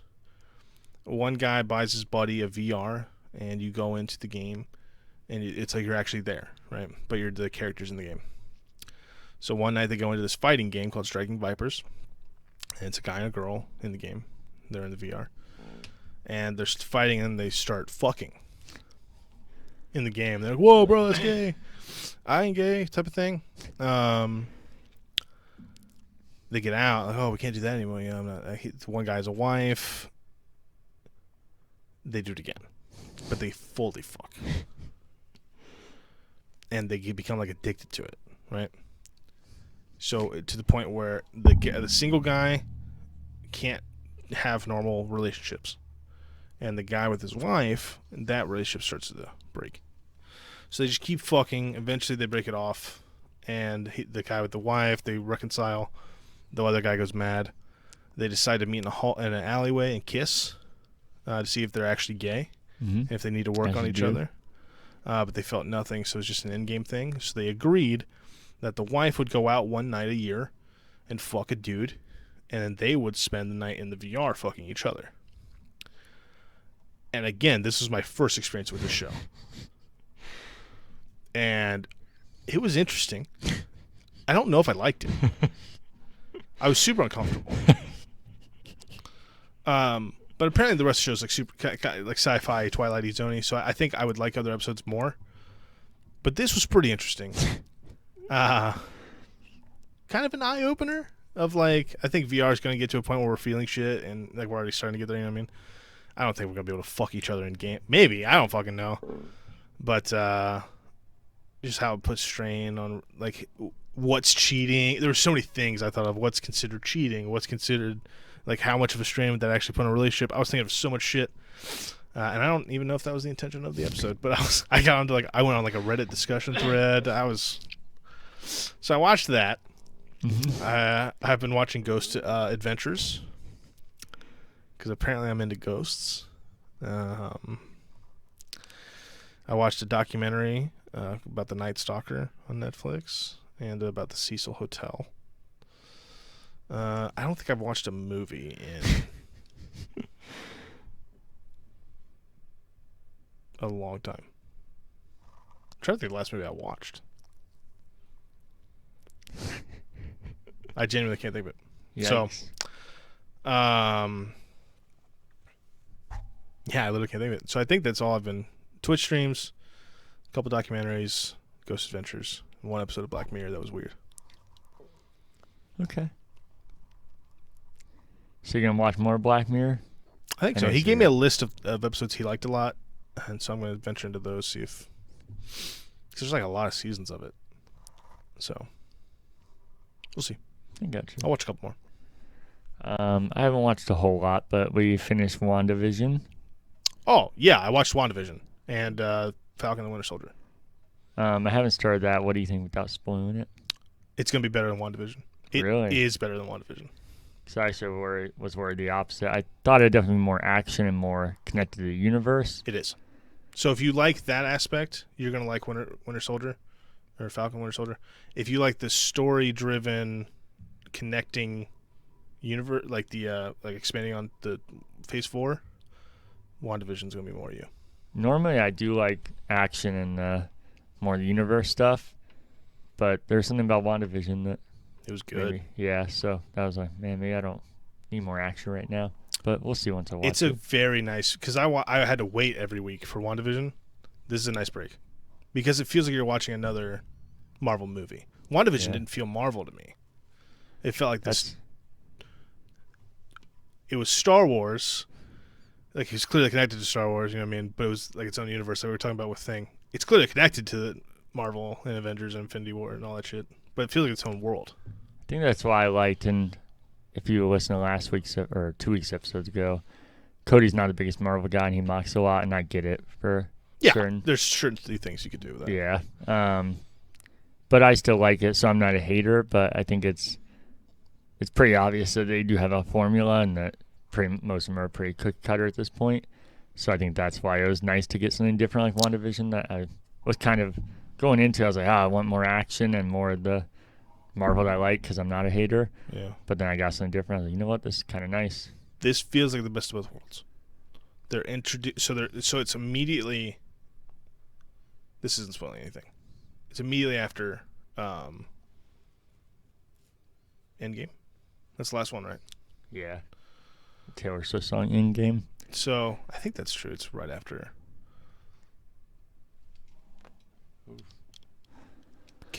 Who needs to take up? Yeah, because Captain America gave Falcon the shield. So it's following that storyline. They're introducing a new villain and a secret thing at the end, and so there's a lot of things that's introducing Phase 4. Like, I know WandaVision did the whole Doctor Strange. They're getting the whole magic thing set up. This seems like it's getting, and I won't spoil anything, but there's a lot of things setting up, and there's a lot of cool story. And it looks like there's going to be a lot of relationship arc between Falcon and Winter Soldier. So, and I thought Winter Soldier's badass as fuck. So I'm excited for more of him. But I think this is the best of a standard Marvel movie, cookie cutter, and WandaVision. Gotcha. So but I loved the first episode. Not the best because you don't have Wanda, if you know what I'm saying. She's fun to look at, for sure. I definitely thought you were taking it somewhere else and just thinking I was talking about the character. Yeah, that sucks. But no, you got it. I'm a big fan. Besides that, I started watching 30 Rock again. Nice. Oh, do you like this show? I love that show. Really? I've seen every episode. I didn't know that, and I've never met anybody else. Obviously, it's popular, but I've never personally met anybody else that likes it. That's weird. I feel like everybody should love that show. Yeah, I love it. Baldwin? That character Baldwin is incredible. Yeah. And he plays it perfectly. Yeah, I'm not even the biggest fan of him, but yeah, he Me fucking neither. nails it in It's that show. so awesome. And dude, I haven't seen it in so long. I don't like Tina Fey, but she's awesome. in I that don't show. dislike her, but yeah, it's actually kind of like most of them. You're probably thinking of Tracy Morgan or Jordan. What's his No, real I name? don't. God damn it. It's Tracy Morgan. Is his Okay. real name? Tracy Jordan. They in the did that game. intentionally, Yeah. obviously. I don't love his character anyway in the show either. Oh, really? Yeah, I think he's funny. And he's fine. No, I like the little waiter kid. Oh, yeah, Kenneth. Yeah, Kenneth. There's a lot of funny people in that show. I finished it quite a while ago and I loved it, but Danielle's never started. And I thought she would like it, and then we went to Rockefeller Center, which that's what. Makes sense, yeah. Now I know you watched 30 Rock. That's what that is. I was going to ask you about it, yeah. Yeah, that's them working as if they're all the people we talked to there and So like good. organizing the shows and everything. I haven't seen that in so long. Me either, so it's kind of cool awesome. watching it. And then besides that, I watched Liz Lemon. The Imagineering Story, which is a documentary on Disney Plus about the creation of all the Disney theme parks. Okay. It's fucking awesome. I know documentaries are a hot thing right now. All right. Oh, yeah. I've always liked documentaries. Well, for quite a little bit now, but I'm saying for a long time, I feel like nobody really cared about them. And I'm not being a hipster because I didn't care about a lot of them, but what I always care about, and probably way too young, was theme park documentaries because I love theme parks, and I feel like you do like theme parks. yeah. And everybody my age, I used to talk to them, why would you watch that? And they're so interesting. And I literally had my mom buy the Cody would probably love to collect this if we still had it in my house. It's the Universal Studios VHS tape that they would send you as promotion to try and get you to go there. That's kind of written all over it. Yeah. I had her buy that, or I don't know if you can pay for it, but they mailed it to us, and I watched that on repeat. And it's just a documentary about Universal, and clearly just an ad trying to get you to go there. That's awesome. So even though documentaries are big, this is just going to be more up my alley, and Yeah. it's super interesting. I think I could watch a documentary on anything. Yeah. As long as the documentary is made well. I genuinely think I could watch it about anything. You seen The King of Kong, right? I have. So Yeah, good. it's awesome. Yeah. I've watched documentaries on shit I have no interest in. It's just if they're well made, I'm down. Okay, I'll try and think of something to tell you. I've So seen I like don't- 7 Titanic documentaries. So that definitely isn't me. I think that's what the kick is now. Everybody just loves documentaries. I mean, there's some that are not my category that I end up liking, but I think for the most part, I'm selective, just like I would be a movie Yeah. or something. I'm pretty easy to please with movies too, actually. What about The Tiger King?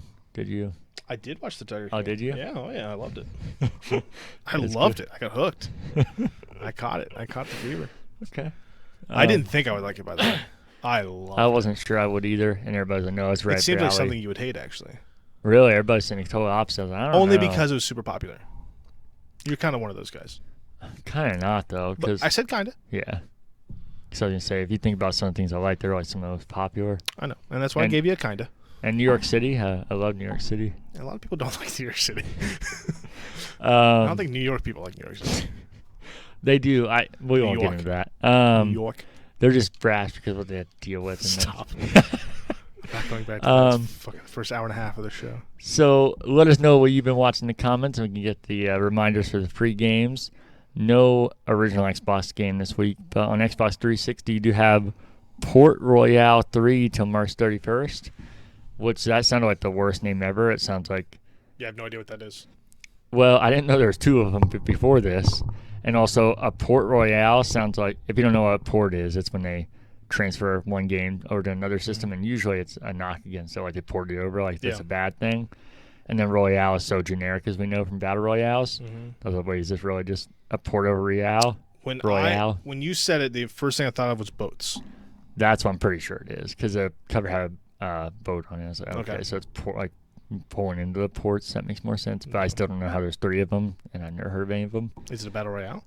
I don't think so. Oh, you don't know. Okay. No, I should have probably read that. On the Xbox One, you have Warface Breakout till March 31st. Warface is cool.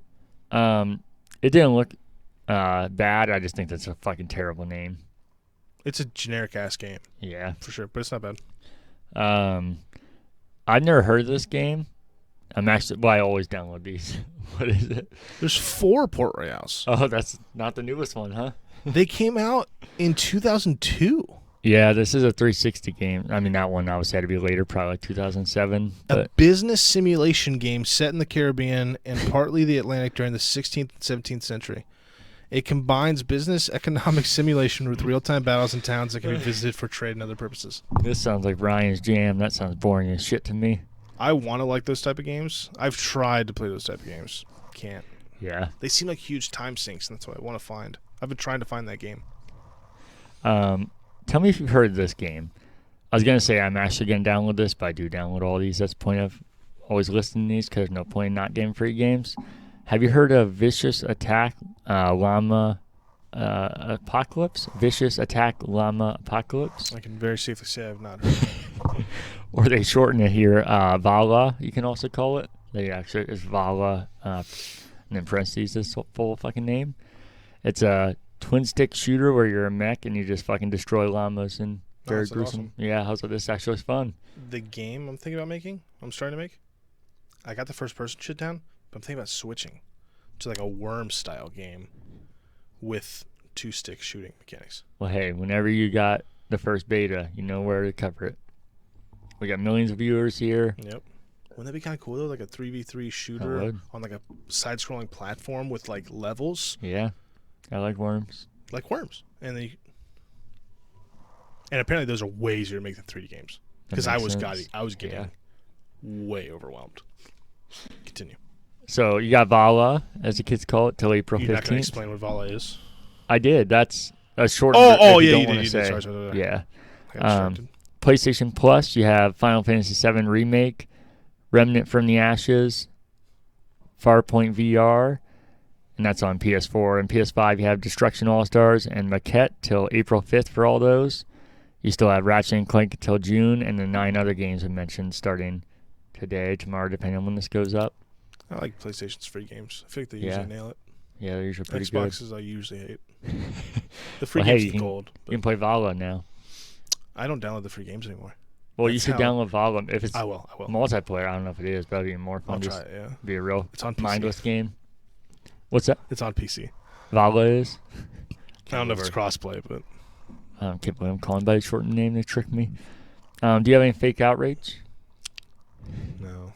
Okay, I wanted to try to think of something, but... I feel like you'd be real good at this, but I'm sure he'll be back on here again. I hope so. We'll see how the crowd reacts. Okay. No, I'm sure he'll be back on. I don't have any this week either, but what we do have is the weekly game show. Oh, God. I'm going to try really... Because this affects Cody's points, right? It does. All right, I'm going to try really hard. Okay, you get 2 guesses, and if you want to use phone a friend before you make your second guess, you can. Did Cody try to call me the other day? He did for this. Fuck! season. I knew it, dude. The one time I went to bed fucking early. I think you left a voicemail so you could hear it. No? He called me he called my phone multiple times and called me through Facebook. Yeah, well, that was my fault. He called you and said, shit, he didn't answer. I was like, all right, well, I said the rules are only called once, but I don't even know if he checks Facebook, so I'll give you his real number. He never left a voicemail. That sucks. I really wish I would have been awake. Because I'm always awake when you guys are doing it, too. And the one time I go to bed early. Yeah. You ready for your first clue? Do you give any, like, oh, it's in this era, it's, like, before you... No, you wouldn't. You would get that from the games. Yeah. All right, go ahead. Sometimes they're in there, sometimes they're not.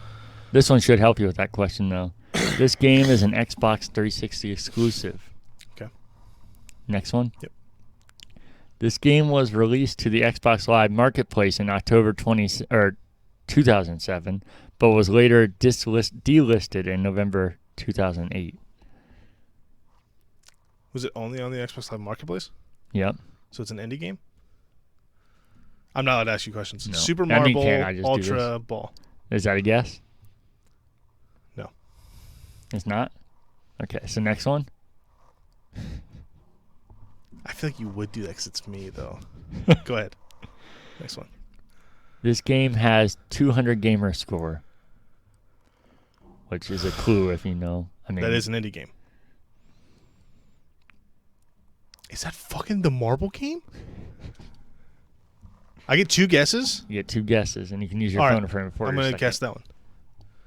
No. Okay. Fuck. Sorry. Oh, my God. It's Yaris. You play as a non-human object. It's fucking Yaris. Is that your second guess? No. Keep going. How many is that? 4? That was 4, yeah. I get 10?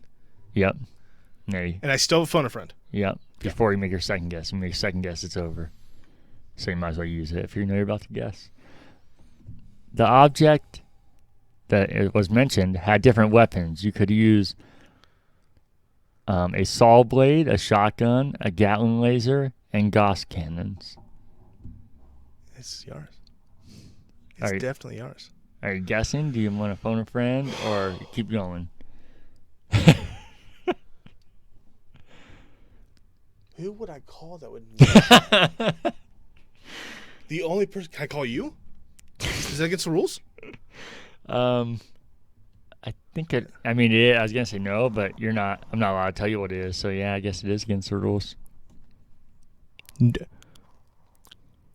That's 5? You gave me 5? That was... Are you allowed to go through them again? I am. That was 5, yeah. I can repeat if you want me to, yeah. I wish I didn't guess marble so early. It's okay. That's part of the fun. You gotta go, shit, I got it. Nope. Ah. Do you think Cody would know? There's no way he played Yaris. I don't think he would know It's either this one. fucking Yaris or Undertow. No, because Undertow, you're a person. It's fucking Yaris. Go ahead, one more. Let me call Cody. Do you have his real number? Oh, I have it. So, if he doesn't answer, that's your phone a friend. If he does, I read him all the clues, and then he gets 30 seconds. Is this how you guys would have done it for me? Yeah, that's how we're doing it, yeah. It's yours. I fucking know it's yours. I know it. Oh, no. It's just Sorry, outrageous. I'll just guess. I'll do one more and I'll guess. I want this phone friend to eventually go through. It's never worked yet. It's my fault. I'll call Ryan. I'll only get one. Fuck. Yeah. To an automatic voice I'll leave a message voicemail. system Uh-oh. is not Don't. available. Don't. Oh, no, I just didn't know if it would read his number. Oh, if it did, I would When have you have canceled it. finished recording, you may hang up Sounds like or you're good press anyways. 1 for Yeah, more it's a good options. Hey, Cody. Just doing the podcast here, and we're on a real heater of a question, and I think I got the answer, but I wanted to confirm it with you. I have 5 questions down. Yep. So it's 5 points for Cody. Um, Doesn't matter. I think I had the question. I was calling you to confirm it or deny it, but you didn't answer, so I'm so sorry. If I lose you points, I'm sorry. so what it is that's 5 that he has gone. So any questions that are left, he gets and then double. So, So if I'm wrong again, how many points do you get? I would get 4 right now. And how many points are you ahead or behind? That I gotta do the math on. I'm a lot behind on a lot because the scoring system I gave definitely gave him a huge advantage. So I need to figure out a way to balance it out a little better. Okay. So he has a huge lead, definitely. Okay. Yaris. Fine answer. Bingo. Nice. I was debating between those 3 games. I tried to make them not too obvious, but I guess I failed. Just because it's me. I think you catered to me a little bit. Well, I did. My mom went to Halo and a lot of games, but I was like, I think it'd be funnier. And if people don't know what Yaris is, I think it'd be a really fucking weird one. And I'm honestly pretty shocked I got it that fast. I also, like I said, I thought about Marvel, so good thing I didn't do that. You were gotten earlier. I really thought I had it, by the way. I also did not know that game was ever delisted, which I thought might throw you off. I mean, it makes sense did know eventually. Really? Yep. See that? And I knew Marbles was also. I didn't know that was. Yeah, because I tried to get it recently, and you can't get it. Maybe it's not delisted, but you can't get it on the Xbox. I feel like my sound went weird. Nope. All right. I just can't hear myself as well, I guess. Gotcha. Sorry. Oh, you're good. Anything else you want to say on your first show here, buddy? I enjoyed my time. Oh, I I'm hope glad to it hear was that. hope it was a good show. It was a long one. It was. I'm sorry. I feel like I'm. Oh, it was my fault. I feel like I'm 60% of that. I'll take 40. You can have 60. That just swapped real quick. Yeah, I'll take 50. You went from you being a majority to me being a majority. Well, you said it was all your fault, so Okay. I'll give you majority. We got a lot to talk about. We're talkative guys. Yeah, We've known each other for a long time, for the people that don't know. that we So we have have. a lot to talk about. We have a lot of friendship built up. Oh, I'm ready to play again. you ready to play again? Yeah, I'm ready to be on the show again and play that game again. Oh, you like that? That's one of my favorite parts, actually. Yeah, recently, that was is the- fun. I was going to get... What was the next thing? Can I know the rest of the questions? You can. Do you have it marked that I got it at 5 though? Yeah. Okay. So the next was, this game had single and multiplayer. This game was more of a promotional thing than an actual game. That would have definitely got Yeah, me I thought in. that was Yeah, I tried making them easier definitely as it go. The object was a car. Okay. We like to play it together, but it was definitely more of a joke. And then the last one was your car. Oh, Toyota. Yeah, there you go. Toyota Yaris. I know it's not Yaris, but Toyota. Yeah, I think if the 200 gamer score was lower, I wouldn't have gotten it. Because it made me know it was an indie game. Yeah. I was hoping not to throw you off. Okay, what the hell does that even mean? But I also think I had one of the games in my mind already. So that probably didn't help your case. Well, I won't make it one of those 3 obvious games. I thought my clues I knew you might think I'd do one of those, but I thought maybe those would mix you up. The clues were good. The thing that made it an indie game made me know. Because we didn't play that many indie games regularly. What a weird fucking thing Yaris was. Yeah. Yeah, it was. It was so fucking weird. It was a real thing, too. Yeah. That's crazy to me. I think, I was going to say I can never see that happening now, but there's one I could see and it would not even be surprising, would be Tesla doing that with Elon Musk. Oh, yeah. I feel like that's just a fucking layup. But the weird thing is this being so corporate and it's just so fucking weird this thing happened. It's so odd, yeah. There was a game that came out recently, kind of recently, that was an anti-smoking ad. Oh, yeah? It was like a horror, like walking horror simulation game, and at the end, you're afraid of cigarettes or something. Spoilers. Sorry. It's okay. But the whole game was geared to be like an anti-smoking ad. So they're still making attempts. Yeah. But that's probably like a PC-only thing and kind of like weird, right? I feel like that kind of stuff on PC is everywhere. I feel Yeah, like, because anybody can make a game for PC. yeah, I feel like this kind of stuff just doesn't happen on Xbox or PlayStation, whatever. I feel like that era of games just don't happen that much anymore. That, again, going back to 360, that is when I had my most fun gaming. Yeah, I'm sad that it was one of those things that, like a lot of things, you don't really know what you want when you think you do. Mm-hmm. I remember those times like, God, these games are fun, but they're so simple. We need bigger ones. And they start releasing like more full-fledged games. Like, holy shit, this is amazing. Yeah. Which it is cool. I don't want those to go away. But yeah, there needs to be, like most things, a balance. It'd be cool for them to bring back Xbox Live Arcade, not replace it, but that actually be like the arcade thing. That'd be so cool. Are they doing like Xbox Indie Showcase? Is that still a thing? I think so. I feel like even a lot of those, though, they don't really seem, they like look like any other game. I feel like arcade games actually, they could have been in arcades. What was cool about them? I missed the marble game. Oh, me too. Even that was fucking weird.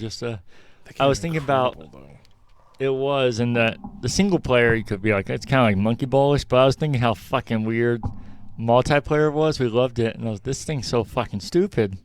It's great, but think about now, like people playing Warzone, all these massive games, and how detailed, and if one thing goes wrong, how big a deal it is. Yeah. We were fucking rolling around as marbles and be like, this is it. And the whole community of other marbles. I probably had more fun. I definitely wasn't competitive. Just wanted to fucking knock a marble off. That can be your game. You can make the next marble. Dude, I'm so in over my head on the game. There's so much to learn. I hope I do it, though. Yeah. We'll see. Keep you informed. All right, well, it should be out tomorrow, if not Friday. And then, depending on when this comes out, we'll already be recording our next podcast, episode 2 of Bro Hawks, the sports podcast, and that should be up the next day after this. Lots to talk about. And then I'll be doing my stream March 26th, Friday. Busy starting man. at 11 a.m. until we beat BioShock. And then play Warzone. We'll see. Are you going for 14 hours at least? Or is it just when I beat BioShock, I'm done? Just BioShock, I'm done. Oh. That's different. Yeah. And then you're going to play. Because I think it's going to take about that long anyway, so. Oh, do you? Yeah. Especially with how I play. I'm not going to. Yeah, you're one of those guys. I beat games as fast as I can. You can beat BioShock way faster than that, but yeah, I like to find stuff, and especially when I'm going to be doing it for the first time, people watching it, potentially, hopefully. I think it'd be cool to try and find like the audio diaries and hear more of the story and whatnot. Okay. See the environment. Okay. All right. Well, as always, you can follow us on Instagram, Twitter, and Facebook at currentbacklog. And you can email any corrections, question, or feedback to currentbackloggers@gmail.com. And then you want to clap us out here? That was too good. We're good at this.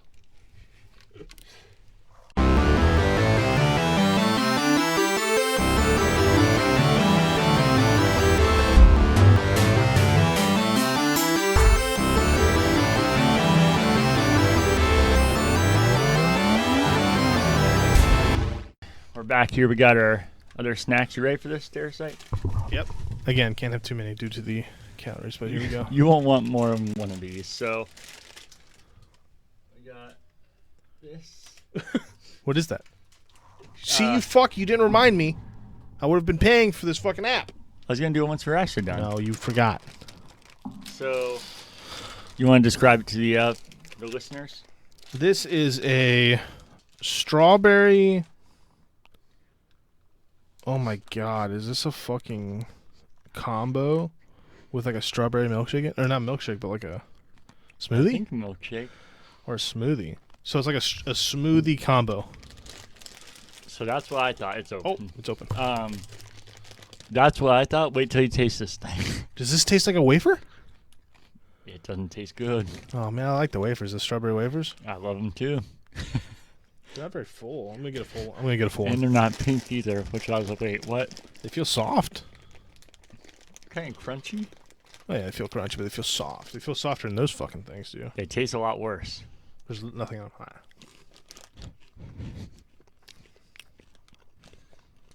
That's not that bad to me. Really? Yeah. Oh my god. It tastes like a strawberry wafer. Oh, you are fucking nuts. I wish I could taste through this camera and these mics. I swear to you, that tastes like a strawberry wafer. Is there a next Kind one? of stale. This tastes like a Fruit Loop. Oh, you are high. Your taste buds ain't fixed. These are good. You can have them. I won't eat them because of calories. Here's our next one. If you want to describe. I it bet to these are listeners. good too. They're worse. Chocolate Oreo. So you figure, hey, it's an Oreo. That's easy. This tastes nothing like a strawberry milkshake. No, but it tastes exactly like a strawberry wafer Doesn't that either? and a Fruit Loop. No. It even smells good. They smell bad. Okay, the bag smells bad. My hand smelled good. I like those. Those are good. Those are really good. I would eat that whole bag. Oh my god. These look worse. These look worse. I will tell you that. Dude, we should start a food show. Cody tells me I could do it, like a good food show. I wanted to. Is it gonna be like a traveling food show? That's what I wanted to do. I told Cody I've always wanted to do. I want to try every pizza place in Ohio, like mom and pop shop. God, you know I'm on this. We should do it. We should take a road trip to the best pizza places in Ohio and rate like the I top went 50. to Best Pizza in Brooklyn. That's what it was called. I've heard of that place. Yeah, have you watched the pizza show? Is that a show on Yeah. YouTube? It's that guy's shop. Oh, nice. Ew. That's like why is it creamy?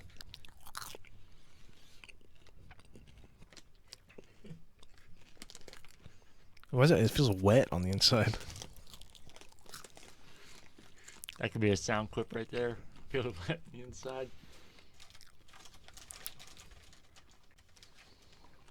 So I'm 100% down for your show. Those are not very good. They're not horrible. They're I would fucking rather, horrible. in order, this by a mile than those. I'm sitting here casually chewing these. These are getting better.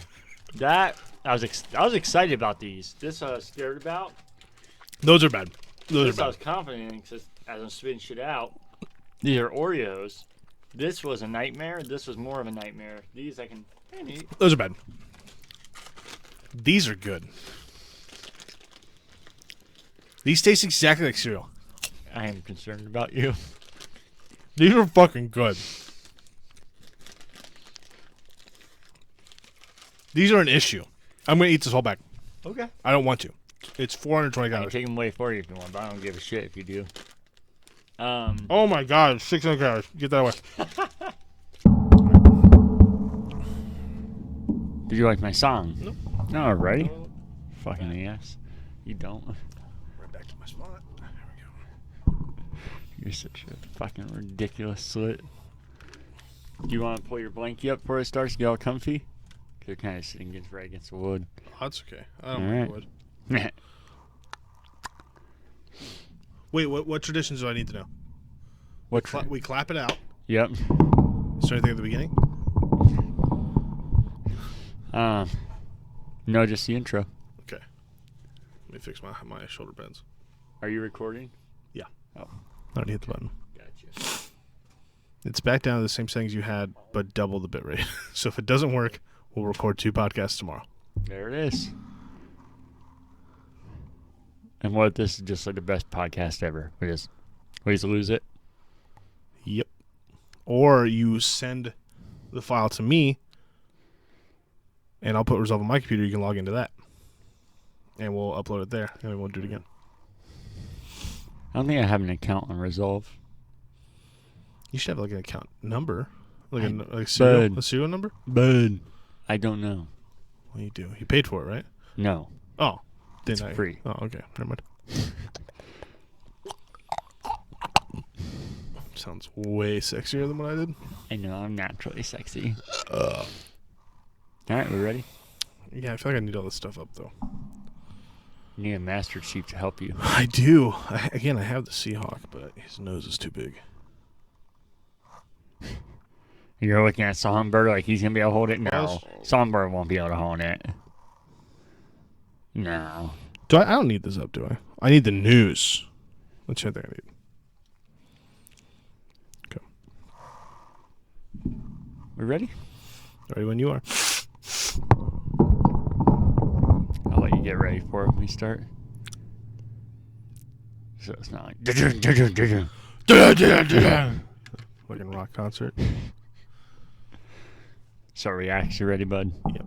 I'm going to let you get ready so I don't hear dun. You're such a fucking pussy. Alright, ready to start, Dick? Are you ready, Allergy Man? Yes. I might have to wipe my nose some, but I'm ready. I just feel like I'm so... I feel like a natural wheeze. Why? You're like the penguin from Yeah. Toy Story. I don't know, maybe because I smoked for 10 years. All right, I'm ready. Do you say penguin or penguin? Penguin? I used to say penguin. But never penguin? No, penguin. I've never said penguin in my life.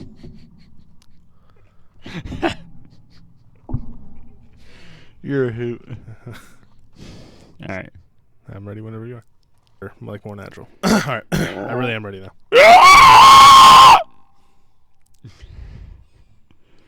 That was identical.